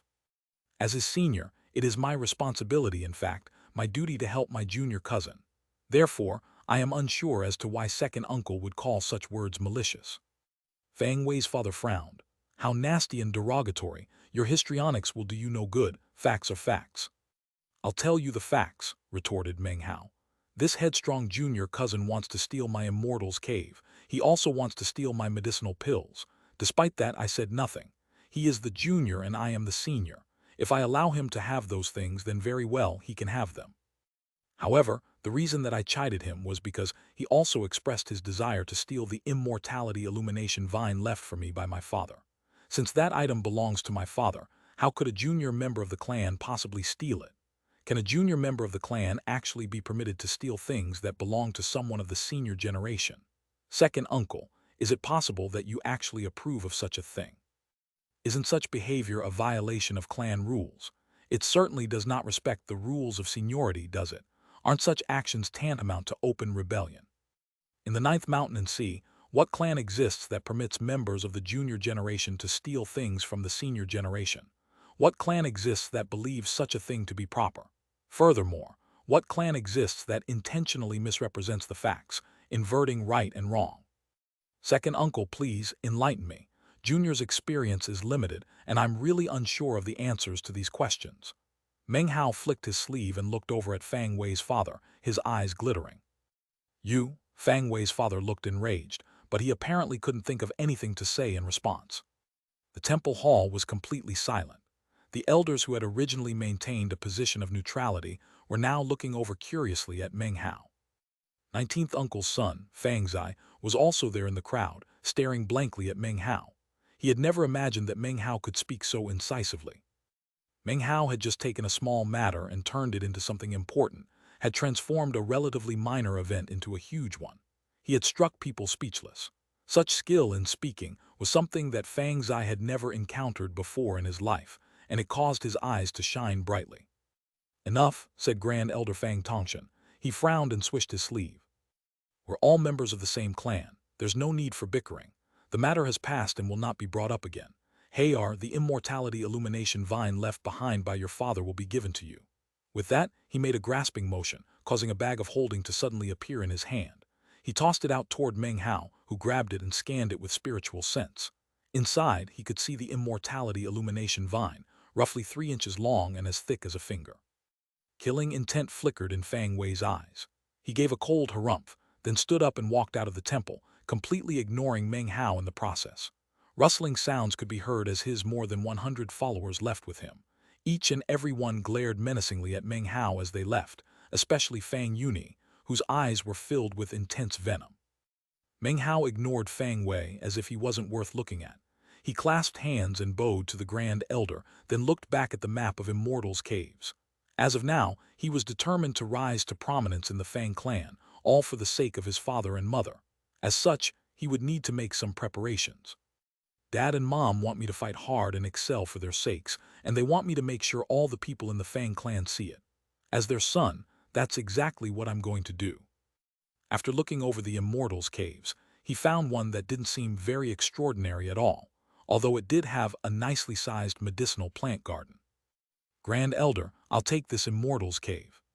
The Grand Elder nodded and performed an incantation gesture. Immediately, a command medallion appeared and flew out toward Meng Hao. Very well, this clan meeting will now adjourn. Next, he looked kindly at Meng Hao and said, Hayar, in 2 days come back here, and I will personally give you your nirvana fruits. There's no need to feel anxious about that. It seemed the Grand Elder approved of how Meng Hao had behaved during the meeting. As the crowds dispersed, 19th uncle called Meng Hao over and introduced him to the elders of the direct bloodline. When they looked at him, emotional expressions of reminiscence could be seen on their faces. Some of these men had watched Meng Hao's father grow up and had even held Meng Hao when he was a baby. They began to talk, and when Meng Hao's father was mentioned, they sighed. Then the subject of his grandfather came up, and their expressions darkened. It was evening before they finally dispersed. Fang Zai volunteered to escort Meng Hao through the ancestral mansion to his immortal's cave. En route, Fang Zai took him to get his cultivation resources, and the two of them began to chat amiably. AI cause, it's a good thing you're finally back. If you hadn't returned, the direct bloodline would only continue to waste away. You have no idea how angry I've been recently. Every time I see Fang Wei, I have to hold back from giving him a taste of my fist. What's so special about that bastard, huh? His latent talent, his strong bloodline. HMPH. If it weren't for his father and grandfather, and their patriarch who occasionally shows his face, their branch would never have started eyeing the ancestral mansion. Fang Zai continued to complain to Meng Hao the entire way. In terms of latent talent, cause, yours is definitely the best. Your bloodline gatebeam was 30,000 meters high. Fang Wei can't even compare. Let's see how he continues to claim to be the #1 chosen in the future. And then there's that good-for-nothing Fang Yuni. He's vicious. Cause, in the future, you really need to be careful about him. Come to think of it, Cause, your cultivation base needs some improvement. It's too bad about those rainbow immortal evanescence pills. They're powerful, very powerful. With pills like that, coupled with the power of an immortality illumination vine, it's easily possible to achieve true immortal ascension, and then have a big improvement in your cultivation base. It's one of the Fang clan's miraculous pills. In fact, when you consider medicinal pills for the spirit realm, rainbow immortal evanescence pills are one of the top types of pills in all the Ninth Mountain and Sea. Damn that Fang Wei. If it wasn't for him, all of those pills would have been yours. Fang Zai jabbered on, almost like the meat jelly. Eventually, he started to tell Meng Hao stories from when he was young, starting from the time he was 1 year old and going all the way until he was hundreds of years old. Meng Hao just smiled and listened to Fang Zai's grumblings and other explanations about the Fang clan. From all of this, he now had a much better understanding of the Fang clan. Gradually, though, Fang Zai's energetic blabbering turned into nothing more than a buzzing in Meng Hao's ears. Overall, though, Meng Hao could sense the sincerity in Fang Zai. As they walked along, they ran into many Fang clan members, all of whom looked curiously at Meng Hao. Some wore smiles, others scowls. Just about any expression imaginable could be seen. Cause, there's another important thing. You were really badass back at the temple. I've never seen anybody from the junior generation dare to stand in the middle of the temple and talk like that. Every single thing you said was true and sensible. They were all struck speechless. Night had fallen by the time Fang Zai led Meng Hao to his immortal's cave, which was located in the far northern section of the ancestral mansion. It was a quiet, idyllic location that almost looked like a painting.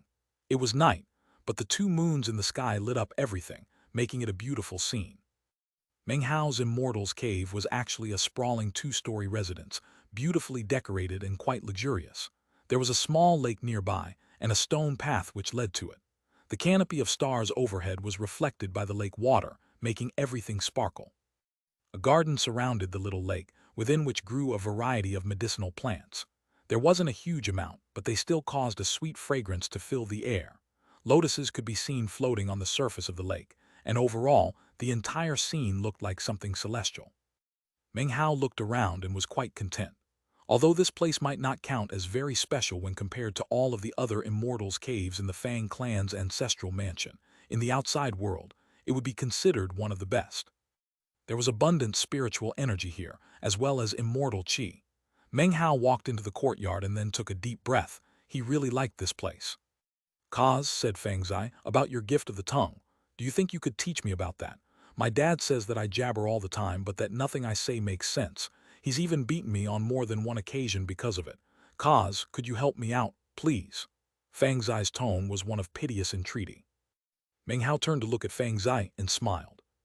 Are you sure? Fang Zai's expression brightened, and he nodded. Meng Hao hesitated for a moment, but seeing Fang Zai's hopeful expression, he couldn't help but sigh. Tapping his bag of holding, he caused the meat jelly to appear in his hand. The meat jelly immediately pouted, and then began to jabber discontentedly. Meng Hao, you bastard, you deserve to die a horrible death.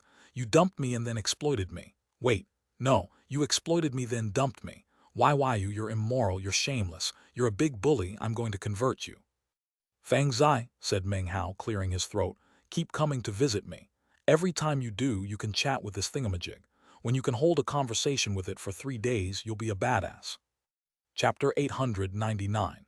Difficult to distinguish between enmity and benevolence.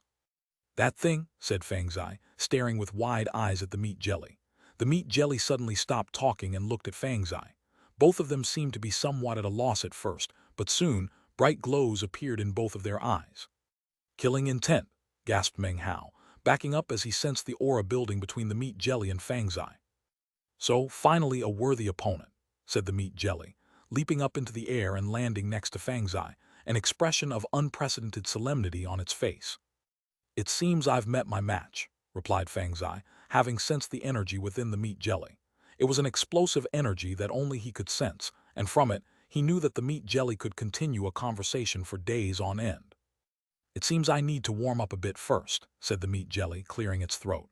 Ahem. Look, kid, Lord Third is going to tell you a story that took place 33333. Well, anyway, countless 3 years ago. This was back in the early days of heaven and earth. Cut the crap, all you know is 33333. What a disgrace. Fangs, I hadn't even begun speaking when all of a sudden, the parrot flew out from Meng Hao's bag of holding. It landed on a nearby tree branch and looked at Fang's eye with a look of disdain. Kid, don't listen to his jabbering, said the parrot. You study with Lord Fifth. Look at my mouth, is it sharp or not? From that, you should be able to imagine how sharp-tongued I am. Meng Hao quickly left the courtyard and fled into the immortal's cave itself. In his opinion, the battlefield occupied by the meat jelly, the parrot and Fang Zai, was a place he shouldn't remain in. He had already experienced some of Fang Zai's gift of the tongue on the way here. He had talked the entire way, telling stories from the day he was 1 year old all the way to the present, and tales from the founding of the Fang clan all the way to modern times. When he had run out of conversation topics, he had then begun to introduce the different members of the Fang clan to Meng Hao. Of course, it wasn't an introduction made in person, just his own opinions. Inside his residence, Meng Hao looked around and saw extreme luxury. Even the furniture was made of spirit stones, which caused his eyes to grow wide. The Fang clan is really rich, and I'm the eldest grandson, yet I'm so poor. Sighing at the injustice of it all, he waved his hands, causing all of the spirit stone furniture to be sucked into his bag of holding. The once luxurious residence was now simple and stark, and as he looked around, he felt much better. Finally, he sat down cross-legged on the ground, his eyes glittering. Father wanted me to get my nirvana fruits. It goes without saying that reason is because he wants me to rise to prominence in the Fang clan. It won't be incredibly difficult to do that, but as for the nirvana fruits, the Fang clan, will they actually be able to give them to me? Frowning, Meng Hao considered the ambush he had experienced on the way here and how they had tried to kill him, and his eyes glowed with coldness. I wonder if Fang Wei's branch of the clan sent the assassins. Meng Hao had learned of how the clan's direct bloodline was currently in a very poor situation. On the other hand, Fang Wei's branch of the clan was on the rise. Not only did they have the support of many of the clan elders, but they had even occupied some of the ancestral mansion. Some branches of the clan remained neutral, but for the most part, Fang Wei's branch had completely eclipsed the direct bloodline. The Grand Elder was acting strange, Meng Hao thought. He seemed kind, but in my opinion it was just an act. He smiled coldly. Other people all assumed that he had been taken care of by his father and mother from the time he was young.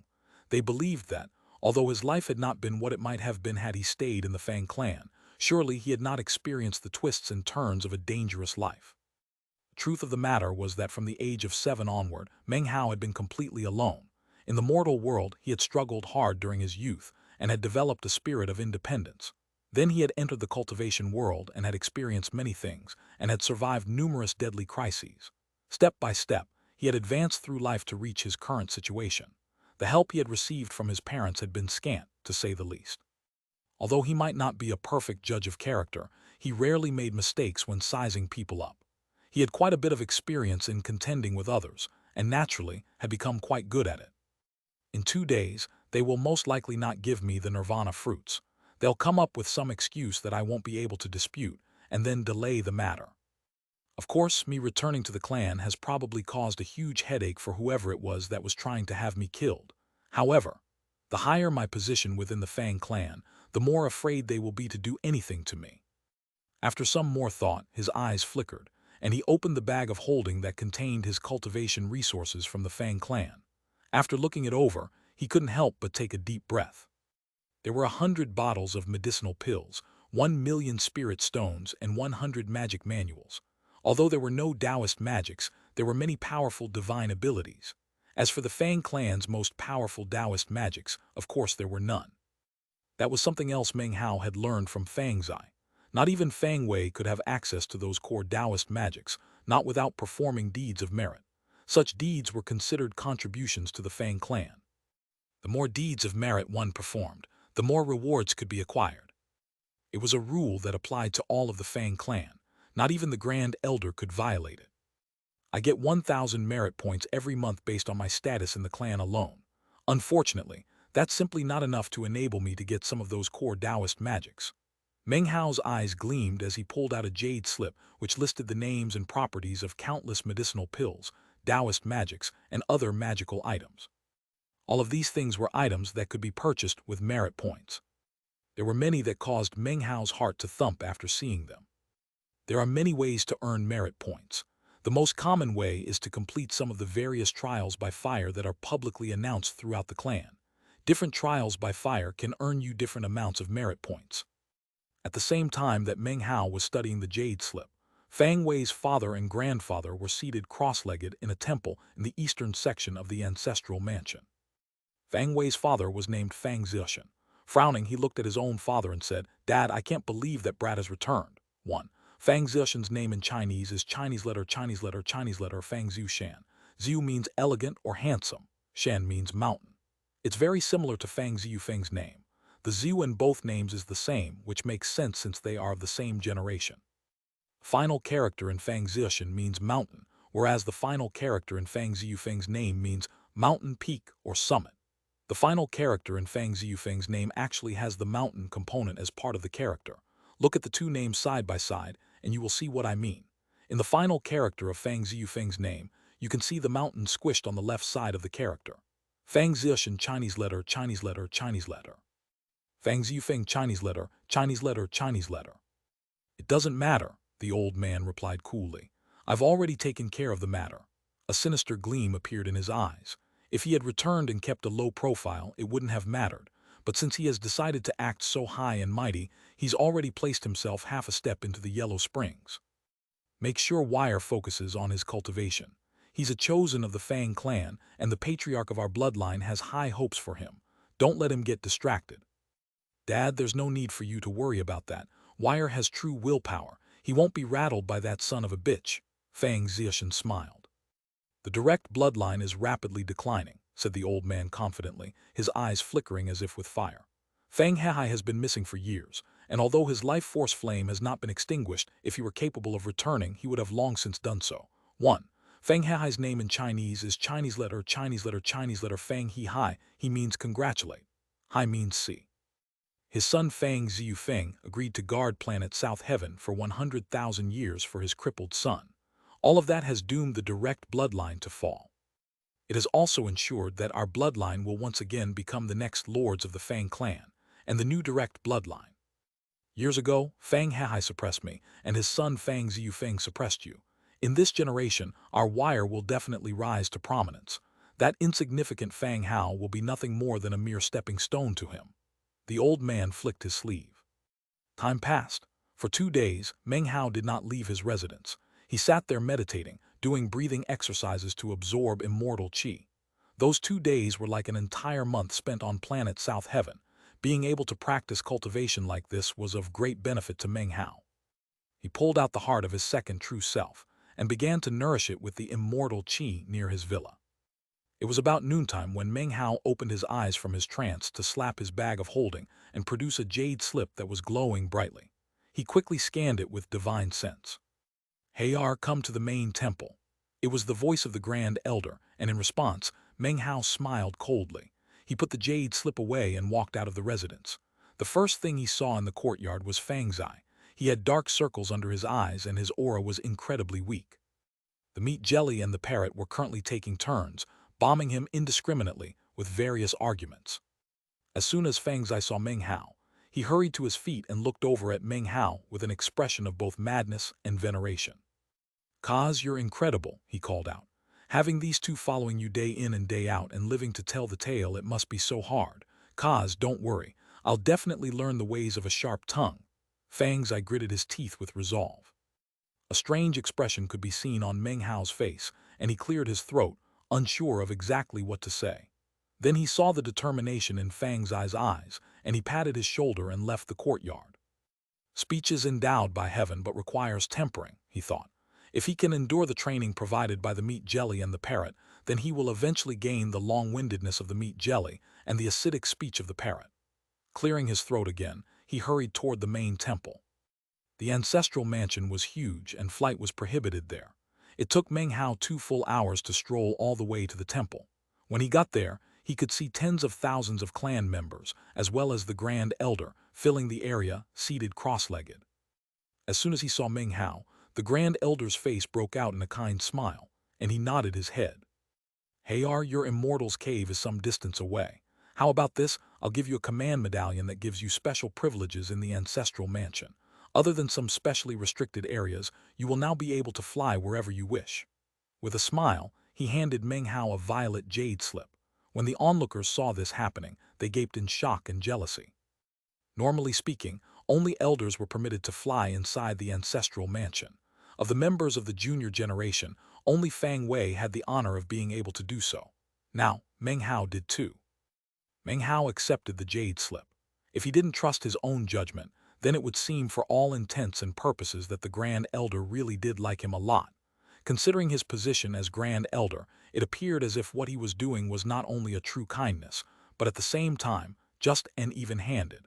He was doing his best to follow the clan's rules.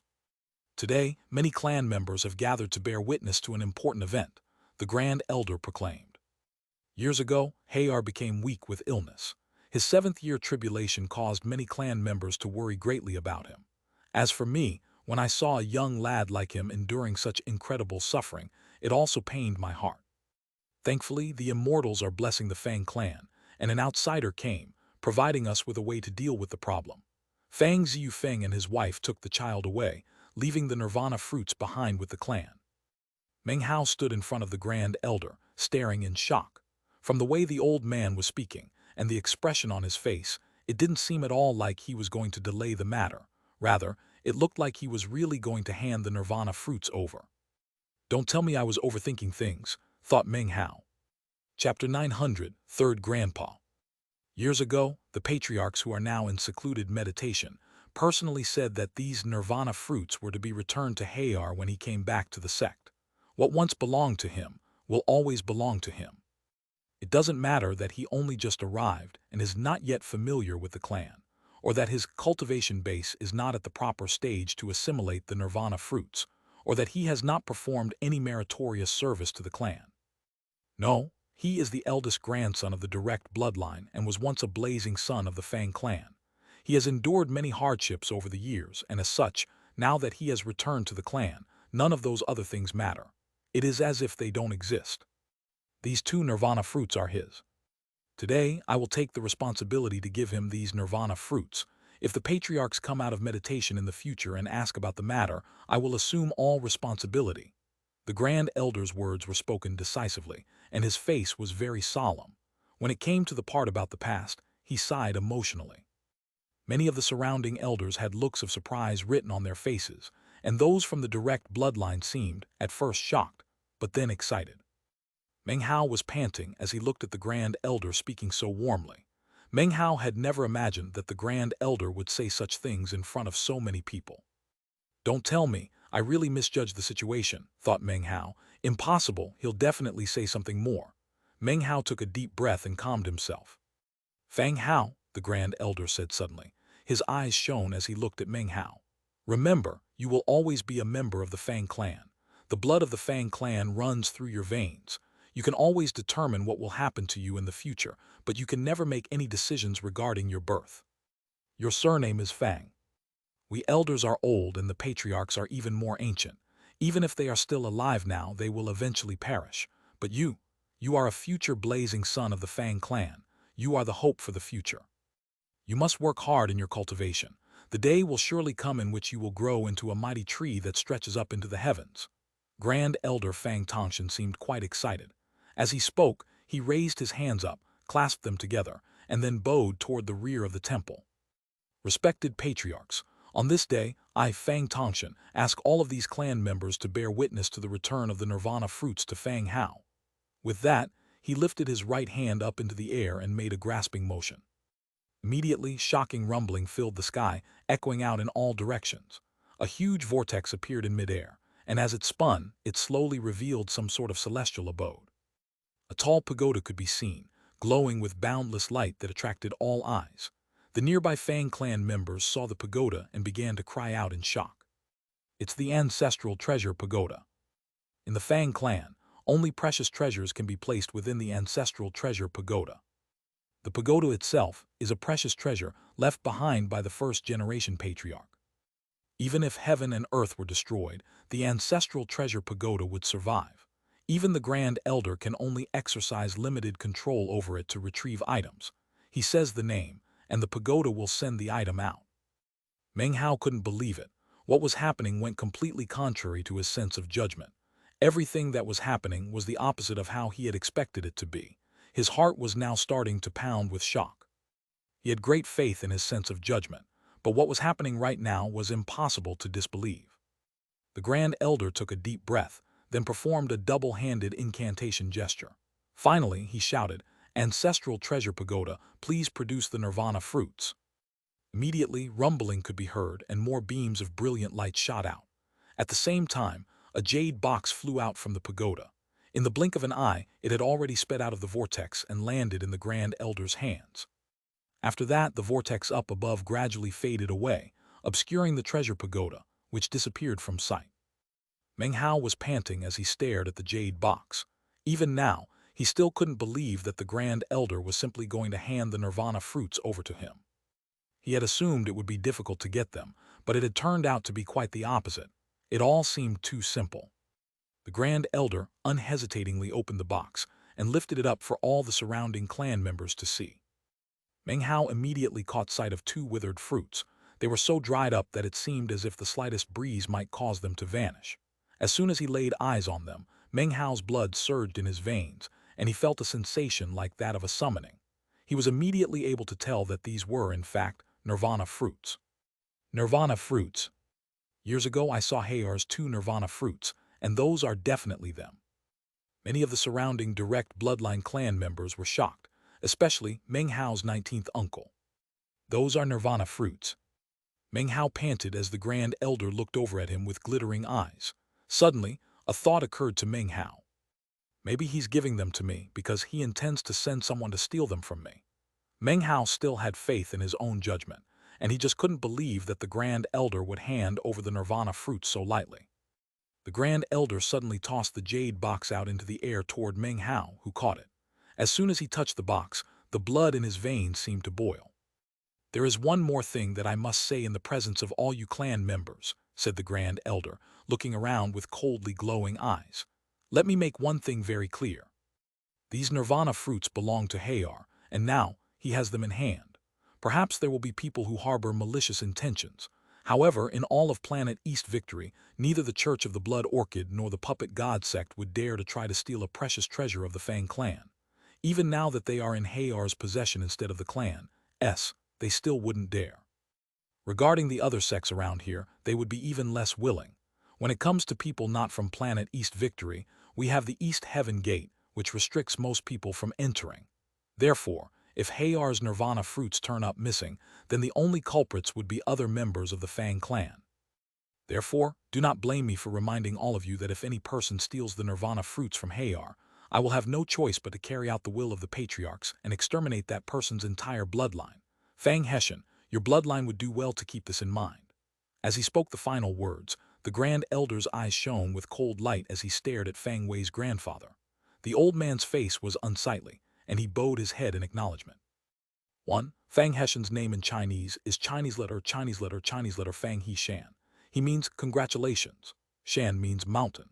Fang Wei's grandfather's name is similar to Meng Hao's grandfather's name in much the way Fang Zishan's and Fang Ziyufeng's names are similar. With Fang Hehai and Fang Hessian, the final character difference is that Meng Hao's grandfather has the character C, and Fang Wei's grandfather has the character Mountain. The rules of the clan must be complied with. Today, I swear an oath that if anyone dares to steal Hayar's nirvana fruits, I will without fail take action.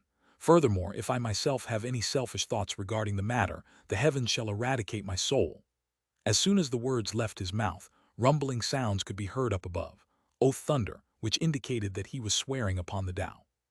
The other clan members were shaken.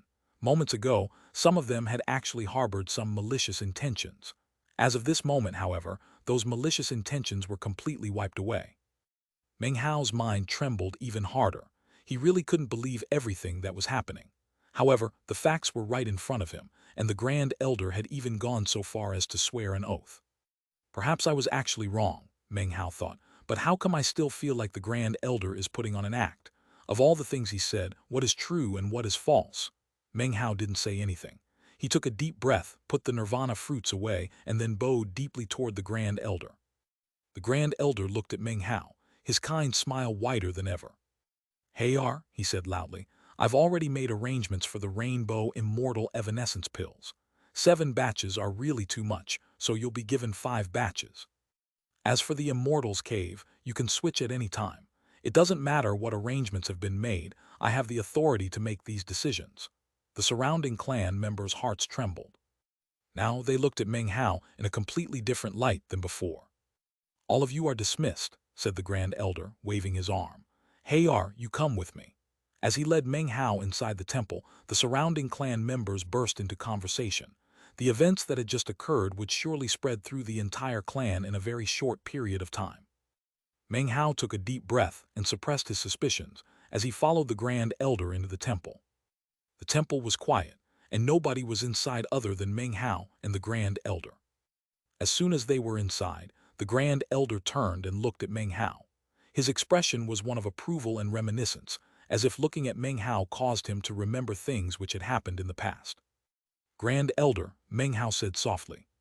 "When no one else is around, you can call me Third Grandpa," said the Grand Elder.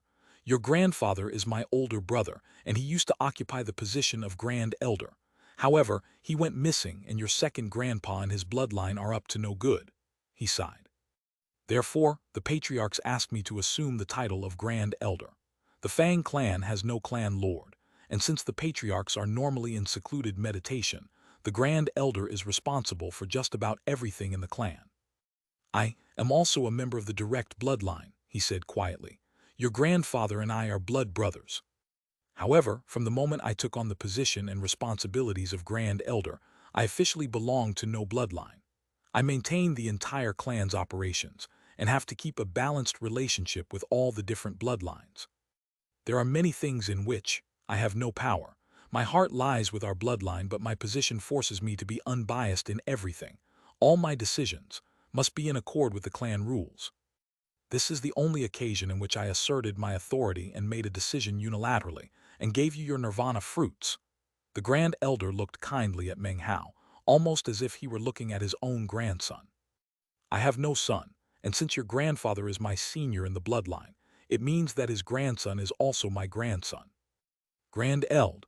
Almost as soon as Meng Hao began to speak the words, the Grand Elder scowled. Meng Hao quickly said, "Third Grandpa." His heart was filled with complex emotions. He still felt that something fishy was going on, but he couldn't figure out what it was that made him feel so uneasy. "Hayar, these 2 nirvana fruits are now several hundred years old and have long since dried up. However, they are precious treasures formed from the Fang clan's bloodline. Therefore, they won't wither away.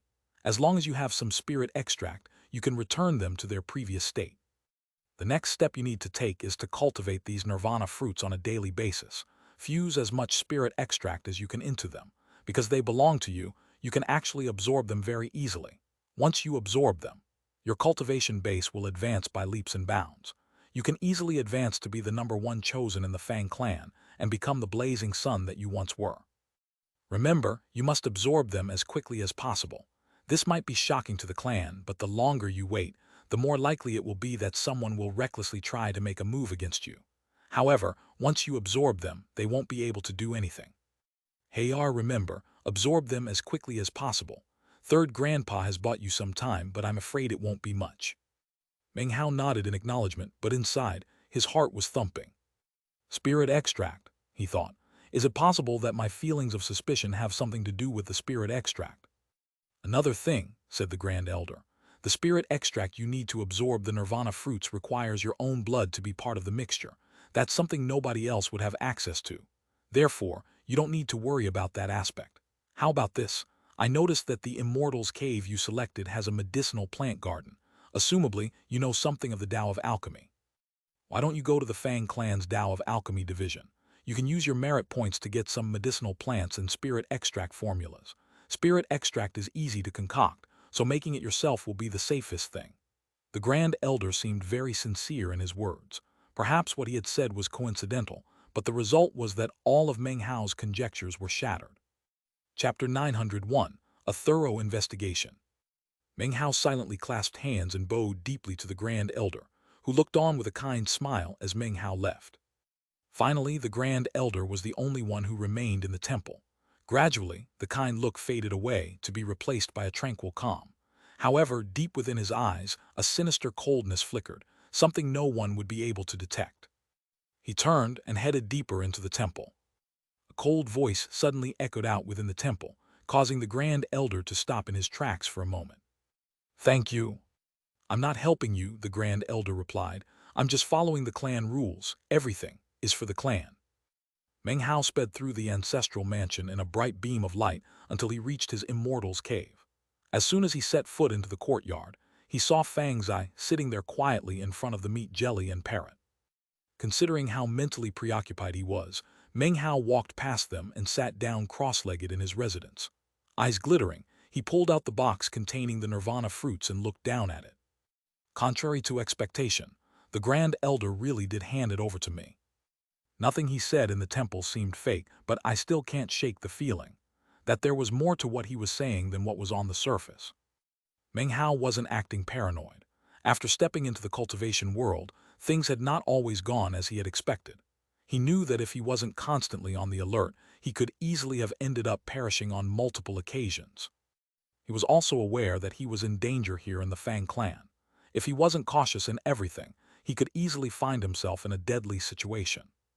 There must be something wrong with the nirvana fruits themselves, he thought, his eyes glittering. He was still sticking to his original judgment of the Grand Elder. None of the things the old man had said could change that. Finally, he looked down at the box and slowly opened it up. A faint pressure began to emanate from within the box as Meng Hao looked in thoughtful silence at the two withered fruits inside. Each of them was about the size of an infant's fist. The blood in his veins surged, a bloodline connection to the fruits that caused Meng Hao to suddenly feel a twinge of doubt regarding his judgment. These truly are nirvana fruits, and they're definitely stimulating my blood. It seems like they really are the nirvana fruits I produced all those years ago. Don't tell me that I really was thinking too much into things, he sighed, and then slowly picked one of the nirvana fruits up. As soon as he touched it, the reaction from his blood was even stronger, as if it longed to assimilate the fruit. He placed it directly in front of his face and looked at it closely. I need a lot of spirit extract to return these nirvana fruits to their original state. At that point, I can absorb them. He sighed again and then began to place the nirvana fruit back into its box. It was at this point that, all of a sudden, his hand stopped in place and a bright gleam appeared in his eyes. Wait, something's off. The aura of time on these nirvana fruits is not that of only a few hundred years. Panting, he slowly lifted the nirvana fruit back up and stared at it closely. After a long moment, a grim expression filled his face. Meng Hao had cultivated the magic of time in the past and had used time-based divine abilities. Therefore, there were few people who could accurately judge matters of time the way he could. Although the auras of the nirvana fruits were incredibly weak, they had been perfectly preserved inside the Jade box. Because of that, the aura of time was still there, and even though it was almost impossible to detect, Meng Hao could sense it. This was something that nobody, not even the Grand Elder, could possibly have predicted. It's time to find out exactly how old these particular nirvana fruits are. He performed an incantation gesture with his right hand, unleashing time magic. He made a sealing mark, and then the light of augury could be seen in his eyes as he slowly stripped away the layers of mystery that surrounded the fruit. 100 years, 200 years, 300 years. 2 hours passed, after which Meng Hao began to breathe heavily. 10,000 years already. By this point, he could determine with absolute certainty that this nirvana fruit was not his. A cold light flickered in his eyes, and after taking a deep breath, he continued to utilize time magic to determine exactly how old the nirvana fruit was. 15,000 years, 20,000 years, 25,000 years. If Meng Hao didn't possess 80% of the power of a true immortal and have an immortal meridian inside of him that was 80% complete, then he definitely would not have been able to use time magic for such an extended length of time. The sun soon set, and the moon rose high into the sky. A tremor ran through Meng Hao. His cultivation base was almost thoroughly exhausted. However, he was finally able to roughly determine the true age of the nirvana fruit. More than 100,000 years. Meng Hao panted, and a look of disbelief could be seen on his face. He then glanced over at the second nirvana fruit. To his senses, both seemed to be exactly the same. They both exceed 100,000 years. These aren't MY nirvana fruits. Whose are they? Meng Hao's eyes flickered, and as of this moment his faith in his own judgment was stronger than ever. The Grand Elder definitely had some sinister motive in giving him these nirvana fruits. The problem doesn't lie with the spirit elixir, nor in the words he spoke. Instead, the problem lies in that which I would least suspect, the nirvana fruits themselves. His face darkened. Now that I think about it, one of the things he emphasized the most, the part that seemed to be spoken out of care for me, was the part about absorbing the nirvana fruits as quickly as possible. That part is definitely suspicious. Killing intent flickered in Meng Hao's eyes. As of now, he was certain that if he tried to absorb the nirvana fruits, he would find himself in some sort of deadly crisis. Snorting coldly, Meng Hao put the nirvana fruits back in the box, then strode out into the courtyard and interrupted the duel between Fang Zai and the parrot and meat jelly. Fang Zai, he said, have you heard of anyone else in the clan producing nirvana fruits? Fang Zai looked completely exhausted, although a gleam of stubbornness and even excitement could be seen in his eyes. When he heard Meng Hao's question, he gaped in shock. No, I haven't, he replied. Only nirvana flowers, but those are kind of useless. The only person to ever produce nirvana fruits is you. Wait, now that I think about it, there's a rumor that the first-generation patriarch produced nirvana fruits. Why, what's wrong? Meng Hao's eyes flickered, and he promptly avoided answering the question. However, more feelings of suspicion rose up in his heart. The nirvana fruits of the first-generation patriarch, he thought. They would definitely be considered a precious treasure. Why would the Grand Elder give them to me? Apparently, these nirvana fruits are incredibly ancient, over 100,000 years old. Starting the next day, Meng Hao made his way around the ancestral mansion filled with doubts, although no trace of his feelings could be seen on his face. He met quite a few clan members and went to quite a few different buildings. He did his best to act exactly as a clan member would who had been missing for years and finally returned to the clan. For example, he thirstily devoured information about the clan's history. Everything he did seemed completely normal and not suspicious in any way. Days passed. About a week later, Meng Hao's interest in the clan history pavilion seemed to grow deeper. Much of the information about the clan's history was recorded there, and Meng Hao often showed up to pore through the records, which no one found strange. There were a vast quantity of Jade slips filled with information about past events. Unfortunately, there wasn't much information about clan patriarchs, usually just a sentence or two or a brief description. Half a month passed. Occasionally, the Grand Elder would kindly summon him and remind him to concoct the spirit elixir as soon as possible, and then absorb the nirvana fruits. In the end, Meng Hao finally managed to piece together a relatively intact story from all of the scattered bits of information he had found. Currently, he sat cross-legged in his residence, eyes closed as he reviewed all of the information he had gathered in the past days. A sixth-generation patriarch with an exceedingly high cultivation base went into secluded meditation for a single day, and suddenly died. A 10th-generation patriarch was also in secluded meditation, and suddenly died. The same thing happened to a 13th-generation patriarch and a 16th-generation patriarch. Both of them went into secluded meditation and then suddenly died. It wasn't just them. In the past 100,000 years, there were other chosen and various clan members who went into secluded meditation and then mysteriously died. All of this was information he had discovered in the Jade history slips, tiny clues and scraps of knowledge that at first seemed unremarkable. Although they didn't seem out of the ordinary when taken alone, Meng Hao, being in the crisis that he was, had discovered all the information and organized all the clues. In the end, an intense desire to kill rose up in his heart.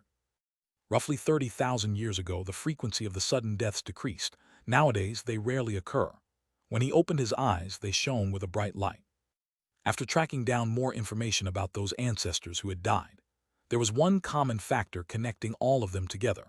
Some of them went directly into the ancestral treasure pagoda, and others traded merit points to acquire rewards from the same pagoda. That's definitely suspicious.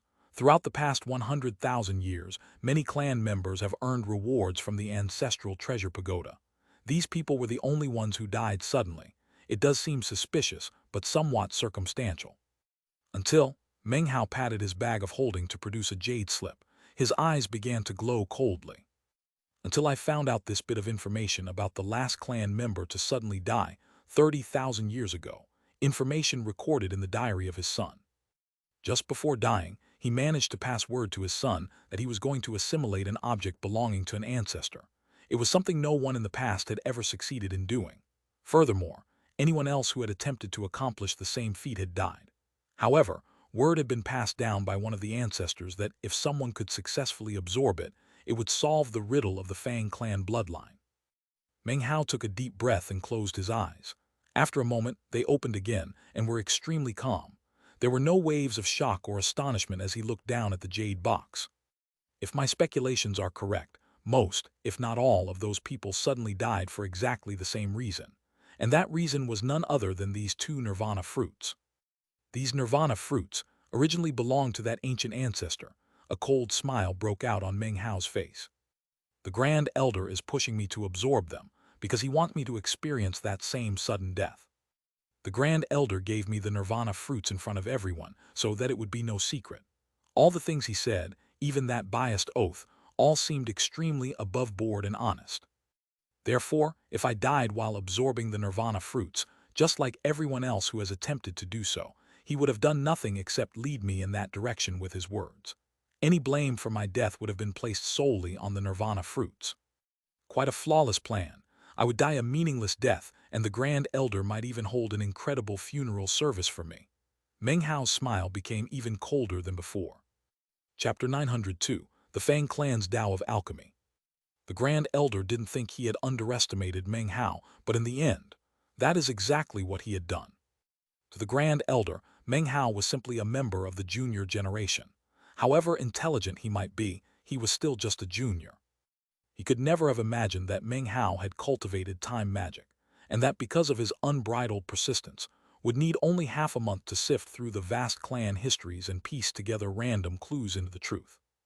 The two nirvana fruits were exactly what Meng Hao had speculated, items belonging to the first-generation patriarch that had been left behind as precious treasures. However, one clan member after another had suddenly died while trying to absorb them. Eventually, they became something like taboo objects.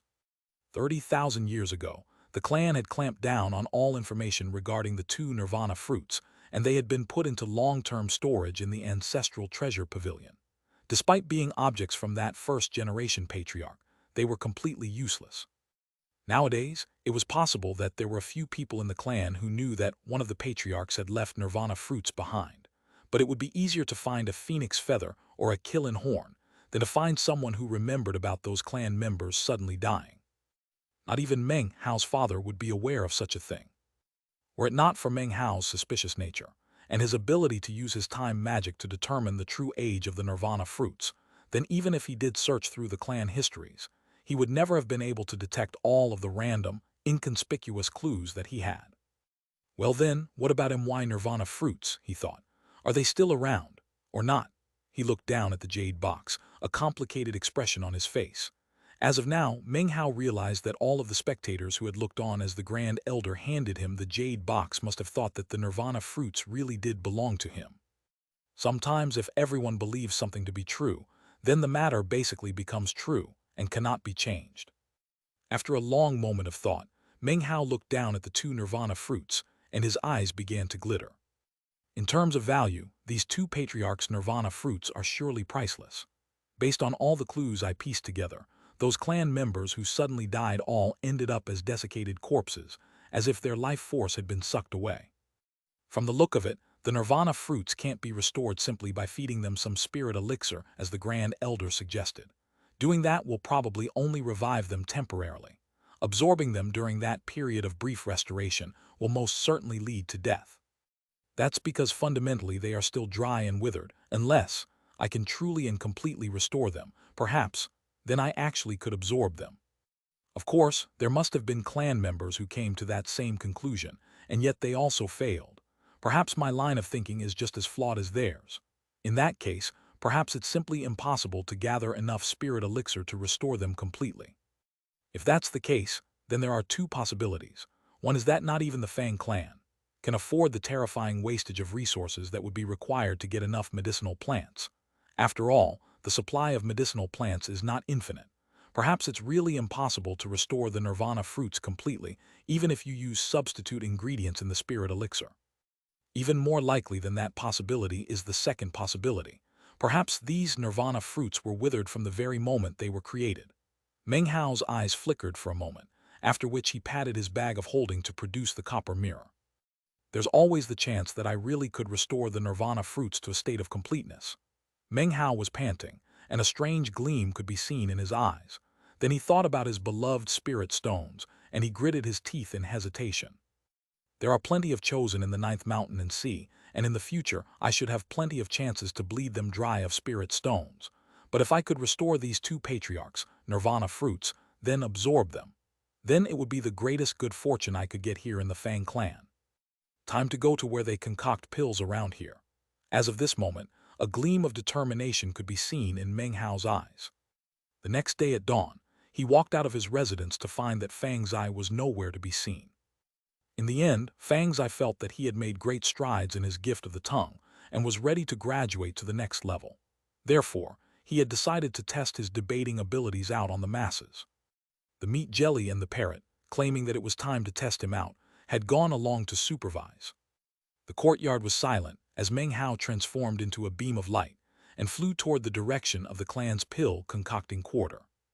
The Fang clan was an enormous clan, so they naturally had their own Tao of alchemy and had set up their own Tao of alchemy division. Every cultivator there was drawn from the Fang clan itself, and no matter what bloodline they came from, once they were inducted, they belonged solely to the Tao of alchemy division. The clan's Tao of Alchemy division was set up outside the ancestral mansion, in its own area. It was almost like a sect, with mountains winding about in all directions, dotted with various pavilions and buildings. Radiant light shone up into the air, and the place pulsed with energy. The Tao of Alchemy division was made up of more than 100,000 alchemists, ensuring that the aroma of medicinal pills would always waft about and never disperse. It was always possible to see the colorful aura of medicinal pills, which was beautiful beyond compare. The Fang clan's Tao of Alchemy division had a strict division of ranking among alchemists. It was not like the Violet Fate sect, which simply divided the higher levels into Furnace Lords and Violet Furnace Lords. In the Fang clan, the alchemists were organized into 9 tiers. Tier 9 was the absolute peak, whereas Tier 1 was the level for novices. Underneath the alchemists were vast numbers of apprentice alchemists, roughly 1 million in total. Practicing cultivation, medicinal pills were an absolute necessity. That was even more true in the immortal realm, in which cultivators cultivated boundless immortal qi. There simply wasn't enough immortal qi in the ninth mountain, and qi to support all of the cultivators, which meant that they needed to rely on the assistance of the power of plants and vegetation within medicinal pills to condense the vast amount of immortal qi that they needed. Because of that, alchemists occupied a very lofty position. Of course, not every clan member was gifted in the Tao of Alchemy. People with such talent were not common. This was especially true of Tier 6 alchemists who were quite rare. When it came to Tier 9 alchemists, there was only one in the entire Fang clan, and he was referred to as Pill Elder. For the most part, he only concocted pills for the clan patriarchs who were in secluded meditation for long periods of time. From the moment Meng Hao flew out of the ancestral mansion, he could see the mountains that made up the Fang clan's Tao of Alchemy division. As he neared, he could sense a terrifying spell formation that had been set up to block the entrance to the mountains, so he produced his Jade identity plaque, whereupon the spell formation flickered. After confirming Meng Hao's identity, bright light spread out over him, stimulating his blood flow. Finally, he was allowed to enter. The aroma of medicinal pills washed over Meng Hao, and he felt enlivened. It was a very familiar scent, and it instantly made him recall the Violet Fate sect. He took a deep breath, and immediately began to analyze what different medicinal plants he could detect in the air and how they had been blended together. When it came to the Tao of alchemy, even Pill Demon had to admit that Meng Hao exceeded him. His pill concocting skill had reached a terrifying level. Mountains could be seen in all directions, and Meng Hao could sense the aura of numerous alchemists. There was also the heat of earthly fire, making the entire place quite hot. He could see alchemists moving about to and fro among the mountains, although it was more common to see apprentice alchemists in their unique jackets, flying back and forth in beams of colorful light between the various regions that comprised the Tao of Alchemy division. I wonder what the alchemists here are like, thought Meng Hao, his eyes gleaming with anticipation. Clearly, the Grand Elder had made arrangements in advance, because as soon as Meng Hao entered the Tao of Alchemy division, a middle-aged man flew toward him from a nearby mountain. He landed in front of Meng Hao and then looked him over, sizing him up. "You're Fang Hao, the one with the 30,000-meter bloodline gatebeam." The man wore a long green robe, and his expression was one of arrogance. The collar of his robe was embroidered with 5 golden dragons, indicating that he was a Tier 5 alchemist. Meng Hao nodded. "I really don't know what the Grand Elder was thinking," said the man, looking at Meng Hao a bit impatiently. "It doesn't matter you have a 30,000-meter bloodline gatebeam. This is the Tao of Alchemy division. If you want to study pill concocting, having a strong bloodline won't help you one bit. You need to be gifted in the Tao of Alchemy to study pill concocting. Can you concoct pills?" This question caused Meng Hao to hesitate. The Tao of Alchemy was vast and limitless, so he wouldn't dare to say that he thoroughly understood pill concocting. "I understand something about it," he responded. "Something?" The man didn't seem too pleased. He himself had been immersed in the Tao of Alchemy for many years, and the more he understood about it, the more he realized how boundless it was. Even an entire lifetime of hard work was not enough to grasp a tiny corner of it. If someone asked him how much he knew, he would never dare to say that he knew something. At most he would say that he understood a bit. And yet this young man standing in front of him, a chosen with a 30,000-meter bloodline gatebeam, actually dared to say that he understood something about the Tao of Alchemy. Obviously, he knew nothing. "How many years did you spend formally studying pill concocting?" The man asked coldly, his expression even more displeased than before. Meng Hao hesitated for a moment and then said, "In terms of formal studying, I guess a little more than a year." The man's face darkened, and he impatiently threw a bag of holding toward Meng Hao. "Inside, you'll find the formula for the spirit extract that the Grand Elder wanted you to have, plus 10 sets of medicinal plants." The man then waved his hand and sent a wooden placard in his direction. "Concocting spirit extract is much simpler than concocting pills. Just follow the description in the formula and you'll be able to concoct it with no problem. If it's too difficult for you, find an apprentice alchemist to make it for you. If you want to study the Tao of Alchemy, you need to start by learning to identify medicinal plants. Take that placard to Alchemy Lodge Peak 7191. Study there for about 100 years, then come back and find me." With that, the man turned, took about 7 or 8 steps, then stopped and looked back. "Don't forget," he said, "the Tao of Alchemy is vasty and mighty. In the future, if someone asks you about it, don't give such a wildly arrogant answer. You think that after studying for a year you can know something about the Tao of Alchemy. Furthermore, your 30,000-meter bloodline gatebeam doesn't mean anything here. Here, you're not a chosen, you're just a regular clan member. If you don't have the natural talent, then there's no need to stick around here wasting the clan's resources. Just go back to wherever you came from." Having finished reprimanding Meng Hao, the man turned and transformed into a beam of light that shot off into the distance. Meng Hao smiled wryly. He felt that his answer had been quite appropriate, but it had ended up irritating the man. Meng Hao scanned the bag of holding with divine sense, then pulled out the formula. He looked it over and found that the spirit extract really was incredibly simple to concoct. One didn't need to be an alchemist to concoct it, even an apprentice alchemist could do so. However, the medicinal plant ingredients were quite expensive, including some medicinal plants that were considered quite rare on planet South Heaven. There were enough sets of ingredients to produce 10 batches of spirit extract. There was one plant that only had 3 leaves and emitted immortal chi. 3 immortals leaf, he thought, his eyes glittering. Seeing that particular plant helped him understand exactly what resources were at the disposal of the Fang clan's Tao of Alchemy division. If I can have access to plants like 3 immortals leaf, that means this Tao of Alchemy division is like a holy land. Meng Hao's eyes glittered, and his breathing sped up a bit. He actually wasn't sure exactly what level his Tao of alchemy had reached.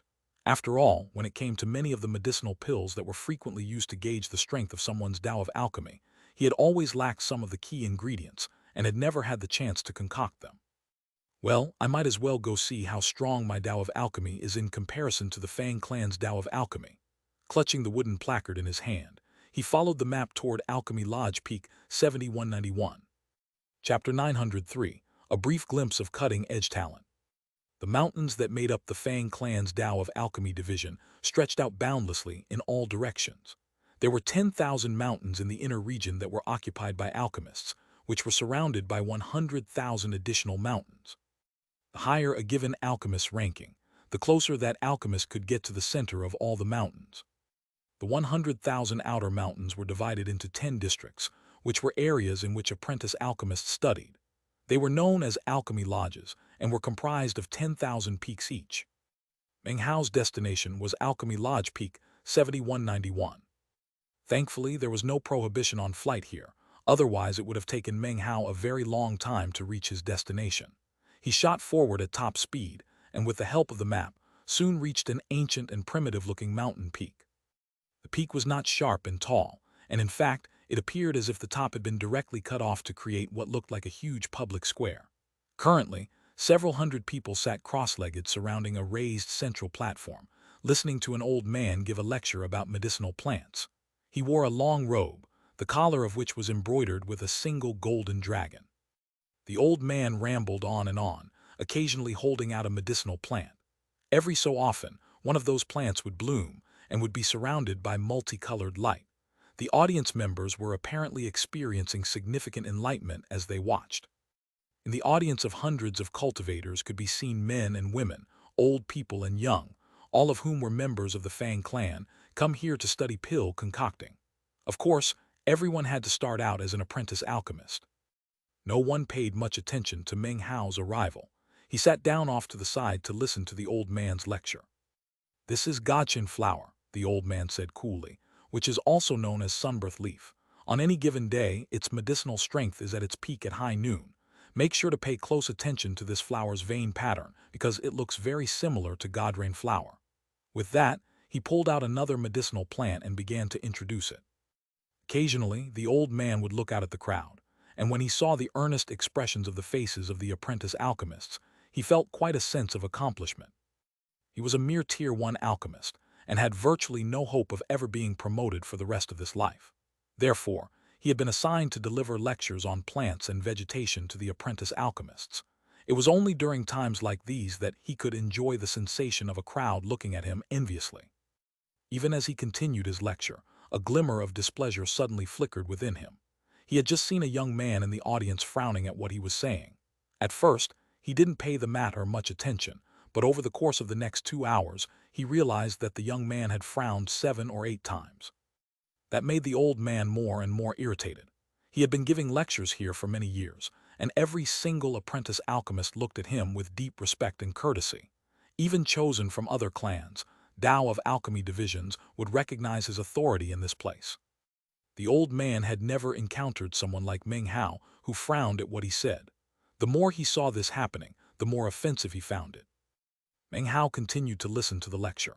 Eventually, the old man began to talk about Bright Moon Vine, and Meng Hao frowned again. He could clearly tell that this old man had an incorrect understanding of plants and vegetation. He was making mistakes that, if the audience of apprentice alchemists paid attention to, could cause problems for them in the future. They might even pay heavy prices before they understood the truth. This type of tree grows in the frigid weather of regions that were once extremely hot. It is called midwinter tree. When it is burned, it can produce a type of sap that is considered a precious treasure, the name of which is midwinter sap. As soon as he finished speaking, he saw Meng Hao frown yet again. That made it more than 10 times in which Meng Hao had frowned. At long last, the old man couldn't take it anymore. Face cold, he pointed directly at Meng Hao. What's your name?" he asked, his voice rumbling like thunder. The surrounding apprentice alchemists had just been listening to his lecture in a virtual trance and were instantly shocked. They quickly followed the line of the man's finger to see Meng Hao. "Meng Hao," replied Meng Hao coolly, "or you can also call me Fang Hao. You have no regard for your elders and betters. In my role as an alchemist, I will ask you, an apprentice alchemist, a question. Let's see if you dare to stand up and answer." The old man chuckled coldly. Meng Hao had no desire to get into an argument with the old man, so he casually stood up. "Do you acknowledge your error?" the old man demanded. "Well, too late. Let me ask you, why was your attention wandering during my lecture? Why did you keep frowning? If you don't enjoy listening to my lectures here, then you can just get lost. You're not permitted to stick around here and annoy people." "Your name is Feng Hao He. From now on you are not welcome here," he snorted coldly. This old man was not a tolerant person, so Meng Hao's continued frowning had really been a provocation or even a challenge. Meng Hao frowned, and an icy coldness could be seen within his eyes. He looked at the old man for a moment but didn't say anything. As he turned to leave, the old man snorted again. "Did I say you could leave? If you can't explain why you were frowning just now, then I'll throw you out. You can't just walk away." Meng Hao stopped in place and slowly looked back at the old man. Then he began to speak, his voice calm. "The first time I frowned was when you mentioned sunbirth leaf. Although that leaf's medicinal strength is indeed greatest at high noon, that is not a suitable time to harvest it, let alone to use it to concoct medicine. At that time, the yang energy in the leaf is too intense. If you concoct medicine with it then, and it is not the primary ingredient, then it doesn't matter. However, if you use it as the primary ingredient, the concoction will fail. The correct time to harvest said leaf is at a specific time after high noon." Meng Hao's voice boomed out in all directions as he took a step forward toward the man. The old man's face darkened, and he was just about to say something when Meng Hao continued to speak. "The second time I frowned was when you talked about groundful root. What you said was completely incorrect. You said that groundful root contains an aura of rot. However, true groundful root is the part that connects the plant to the ground. Half an inch is underground, the other half is above ground. If you harvest the incorrect part of the plant, then any pill you concoct will be black and full of toxins. It would be detrimental to anyone who consumed it." As he spoke, he took another step forward, and his energy surged. The old man's face flickered. When it came to sunbirth leaf, he had an argument that he could make in his defense. But when it came to groundfall root, as soon as the words left Meng Hao's mouth, his heart began to thump. He suddenly remembered that when he had attempted to concoct a pill with groundfall root in the past, the result was exactly as Meng Hao had described. "The third time I frowned was when you brought up tender willow branch. The first half of what you said about it was absolutely correct. If you take 9 of its leaves and refine them together, it will form a true tender willow leaf. However, you missed something very important. It is vital to collect some of the soil from beneath the tree itself and combine that into the mixture. The reason is that the soil in areas where tender willow branches grow, when compounded with wood and metallic elements, can purify the metal portion, leaving behind a newborn plant." As Meng Hao took another step forward, the old man's face flickered again. Beads of sweat broke out on his forehead, and he subconsciously took a step backward. As Meng Hao neared, the man sensed an amorphous energy that filled him with fear. Most importantly of all, what Meng Hao had said about the tender willow leaf left him completely shocked. It was actually the first time he had heard of such a thing. However, it suddenly caused him to think back to a time when he had been invited to visit another alchemist, who at the time happened to be concocting a pill with tender willow leaf. He had actually put some soil into the mixture. At the time, the old man had been confused as to why he would do that, but too embarrassed to ask about it. "The fourth time I frowned was when you spoke of cloudsipping grass. How could that grass possibly grow inside of clouds, which is exactly what you said? That's nothing but sheer and utter nonsense. It's a grass that grows in mountain streams, surrounded by wisps of cloud and mist. That's why it's called cloudsipping grass." The next step Meng Hao took left the old man completely ashen-faced. Yet again, he subconsciously stepped back.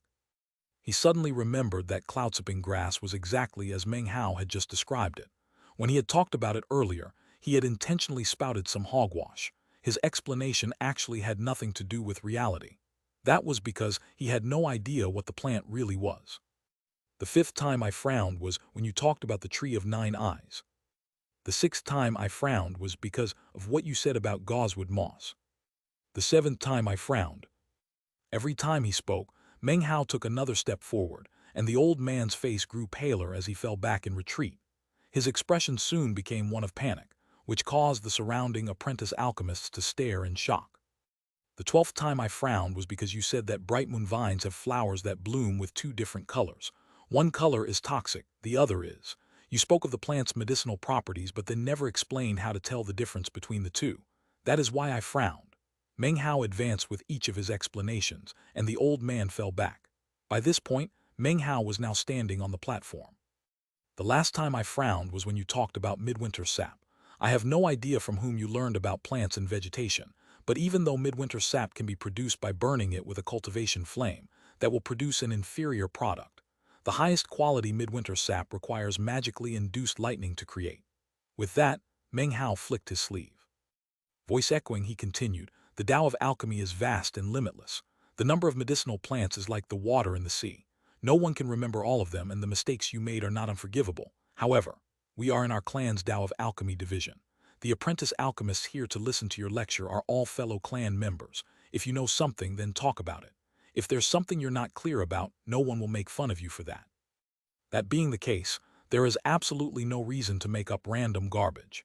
If you do that, these apprentice alchemists might end up paying with their lives because of the mistakes they will make in the future. Meng Hao's words were spoken with little courtesy. Originally, he had intended to simply leave. However, the old man had aggressively provoked him, and as such, he laid bare all of the reasons why he had frowned earlier. The old man opened his mouth to respond, but there was nothing he could say. His mind spun as he realized that there were indeed aspects of his speech in which he didn't know what he was talking about. However, he had fallen into a habit of lecturing on those things merely based on his own personal experience and judgment. Currently, his face was as pale as death, and he was trembling. There was nothing he could do to refute Meng Hao's stern criticism. In fact, for some reason, the feeling he got when he looked at Meng Hao was the same feeling of awe he'd had years ago when he was an apprentice alchemist looking at the full alchemists. Everything Meng Hao had said left him shaken, and actually answered many questions that he himself had wondered about. In the silence that followed, the surrounding hundreds of Fang clan apprentice alchemists began to talk. Fang Hao, I just remembered. He's the one with the 30,000-meter bloodline gatebeam. His bloodline is inconceivably strong. It's that Fang Hao. It's really him. He came from planet South Heaven. Supposedly, he experienced some kind of seventh-year tribulation. Now he's back, and not only does he have a strong bloodline, he also managed to silence an alchemist on the subject of plants and vegetation. He's the eldest grandson of the direct bloodline. His bloodline is even stronger than Prince Wei's. I can't believe he's here in the Tao of Alchemy division. After hearing him talk about all those different medicinal plants, I suddenly feel like I understand them far better than I did before. Could it be that Fang Hao is also an alchemist? Meng Hao was just about to leave when the trembling old man stepped forward. Clasping hands, he bowed deeply to Meng Hao. Alchemist Fang, sir, you were right to chide me. My name is Fang Kun and everything was my fault. Would you mind staying for a moment and clearing up some of my confusion, Alchemist Fang? I actually have some questions about plants and vegetation that I hope you can help me with. Although Fang Kun seemed a bit embarrassed to say these things, he didn't hesitate to speak them. 1. Fang Kun's name in Chinese is Chinese letter Fang Kun. Kun means group. His words caused instant excitement among the surrounding apprentice alchemists. They could clearly see that Meng Hao's skill with plants and vegetation far exceeded that of Fang Kun. The idea of being able to hear a lecture by an alchemist like that was a rare opportunity and true good fortune. Please, Alchemist Fang, stay for a bit. Give us some pointers. Alchemist Fang, we have a lot of questions about plants and vegetation. For the sake of us fellow clan members, could you stay and dispel some of our confusion? Everyone began talking at once, clasping hands and bowing. Meng Hao stopped in his tracks and looked around for a moment before nodding. A cheer of excitement rose up from the enthusiastic crowd. Chapter 904, Now Let's Throw Down. Heaven rain leaf veins will only appear when they are soaked by He rainfall. As far as what types of medicinal pills can be concocted with those veins, I know of 87,645 different types. Golden mean tree cannot be used as a primary ingredient. However, you can add it to the mix during the concocting process to increase metal-type energy. Furthermore, it will add a golden color to the medicinal pill. Meng Hao was currently standing on the platform. He had just introduced a variety of unique medicinal plants that were easily misidentified and was now fielding questions from the apprentice alchemists. Fang Kun sat down below, constantly asking questions about various plants and vegetation that he wasn't clear about. He seemed very excited. Milky Way stone isn't really a type of rock. It's actually a type of sea moss that grows in the narrow crevices rocks. Furthermore, the more cracks a stone has, the higher the quality will be. 9 dragon spice is not naturally occurring.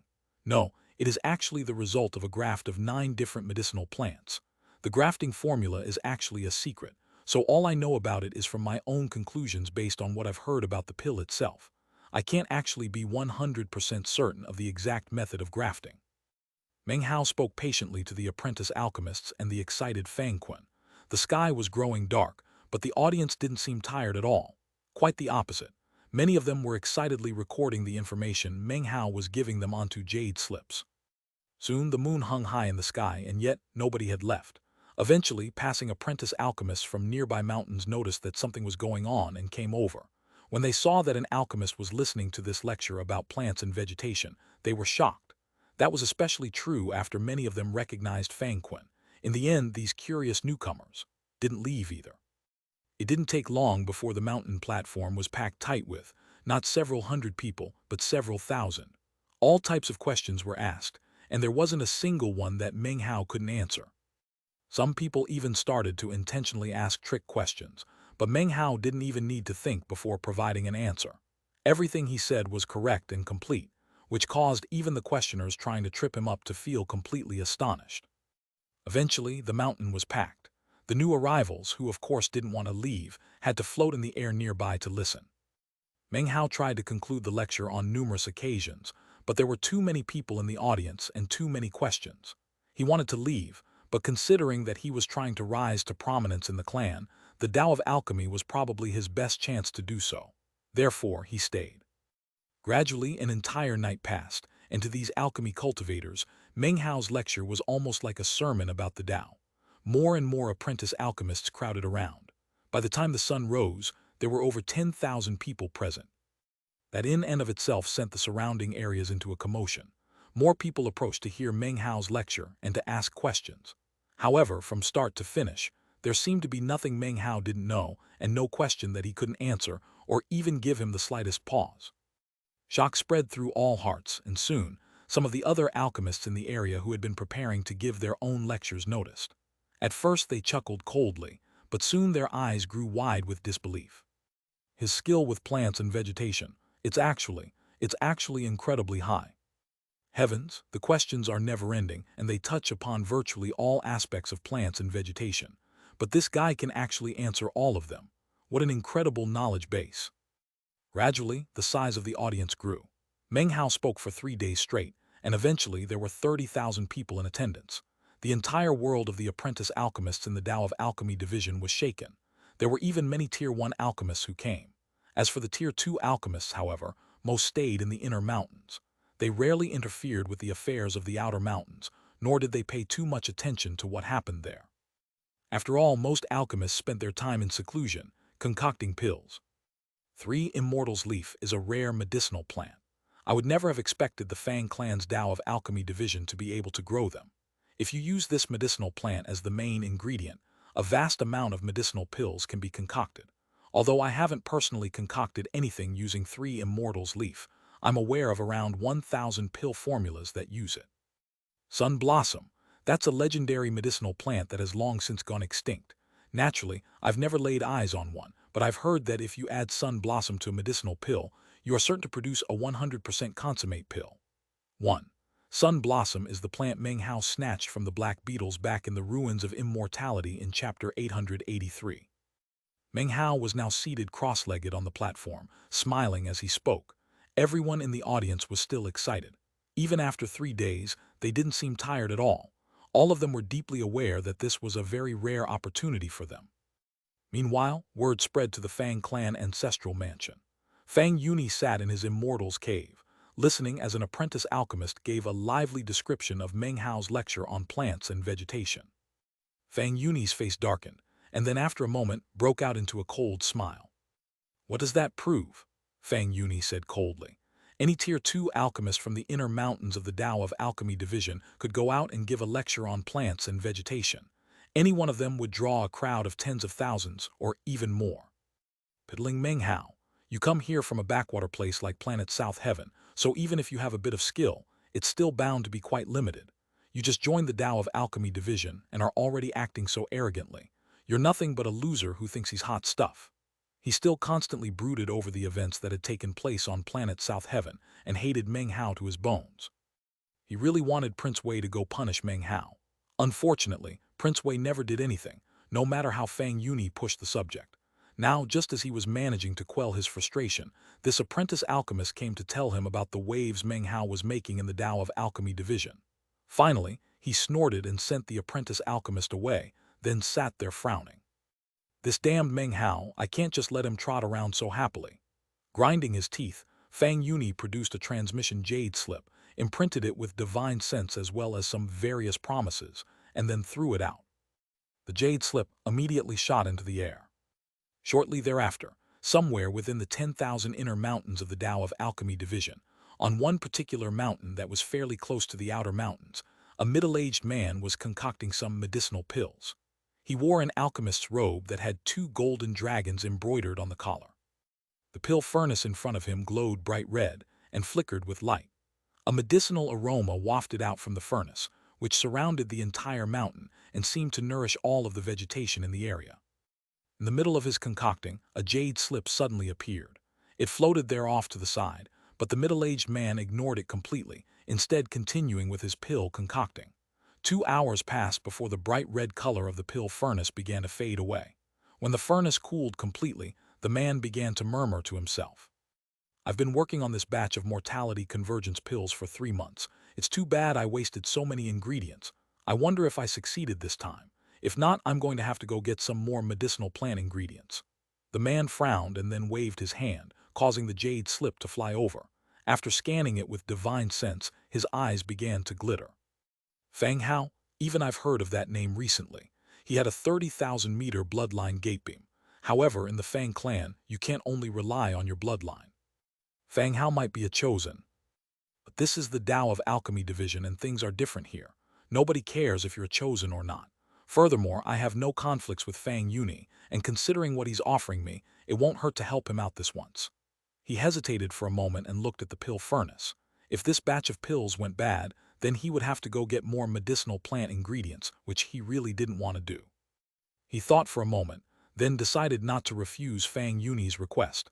He quickly headed toward the outer mountains. What kind of ability could some trifling clan member from planet South Heaven have? Besides, skill with plants and vegetation is a low-level fundamental skill, that's all. Any Tier 2 alchemist could get a whole bunch of apprentice alchemists to gather around them. As for the Tier 1 alchemists, well, he snorted coldly. In the Fang clan's Tao of Alchemy division, the only Tier 1 alchemists who were stationed in the outer mountains were the ones who had no hope of advancing to the next tier. 7191. Right, I remember. That place is overseen by Fang Qin. The man chuckled. Fang Qin was the lowest ranking of all the Tier 1 alchemists. The fact that he had passed the test was a completely lucky break. The man flew out of the inner mountains at top speed. Whenever any apprentice alchemists saw him, they respectfully clasped hands and bowed. He hurried to the outer mountains as quickly as possible, and after enough time passed for an incense stick to burn, he caught sight of Alchemy Lodge Peak 7191. The first thing he saw was the crowd of tens of thousands of apprentice alchemists packed together. It almost looked like a static cyclone. The sight of it caused the middle-aged man to give a cold harumph. He was actually a bit offended. Whenever he went to the outer mountains to give lectures, he would usually draw a crowd of about 10,000. However, there were clearly about 30,000 apprentice alchemists in attendance here. The man neared, but because all of the apprentice alchemists were paying close attention to Meng Hao, no one noticed the newcomer. The man frowned and then snorted coldly, the sound of which echoed out and caused numerous nearby apprentice alchemists to turn around in shock. When they saw him standing there, their faces fell and they quickly clasped hands in greeting. Greetings, Alchemist Zhejiang. 1. Fang Zhejiang's name in Chinese is Chinese letter Fang Zhejiang. Su means necessary.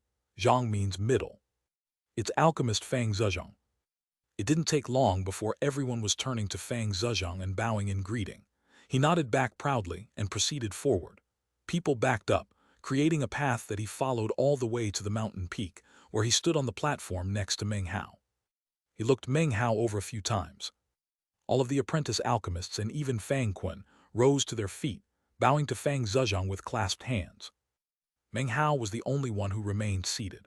It was obvious that this man came with ill intentions, and the measuring look in his eye also contained a bit of scorn. "So you're Fang Hao?" he asked coldly. Meng Hao nodded, after which Fang Zhejiang smiled, and the disdain therein was clear. He waved his sleeve and coldly announced, "You're only an apprentice alchemist, and yet you dare to give a lecture about plants and vegetation. How scandalous. However, I won't make things hard for you. I'll ask you about 3 types of medicinal plants, and if you can't answer, you will put end to this commotion immediately, and focus on being a good apprentice alchemist instead of arrogantly assuming the mantle of a full alchemist." After saying these things, Fang Zhejiang suddenly recalled an additional requirement that Fang Yuni had laid out. "Also," he added coldly, "for however long you sowed chaos in the Tao of Alchemy division with your lecture, you will kneel here for the same length of time." 2. In Chinese culture, kneeling on both knees publicly is very humiliating. Meng Hao looked at the arrogant man standing in front of him and frowned.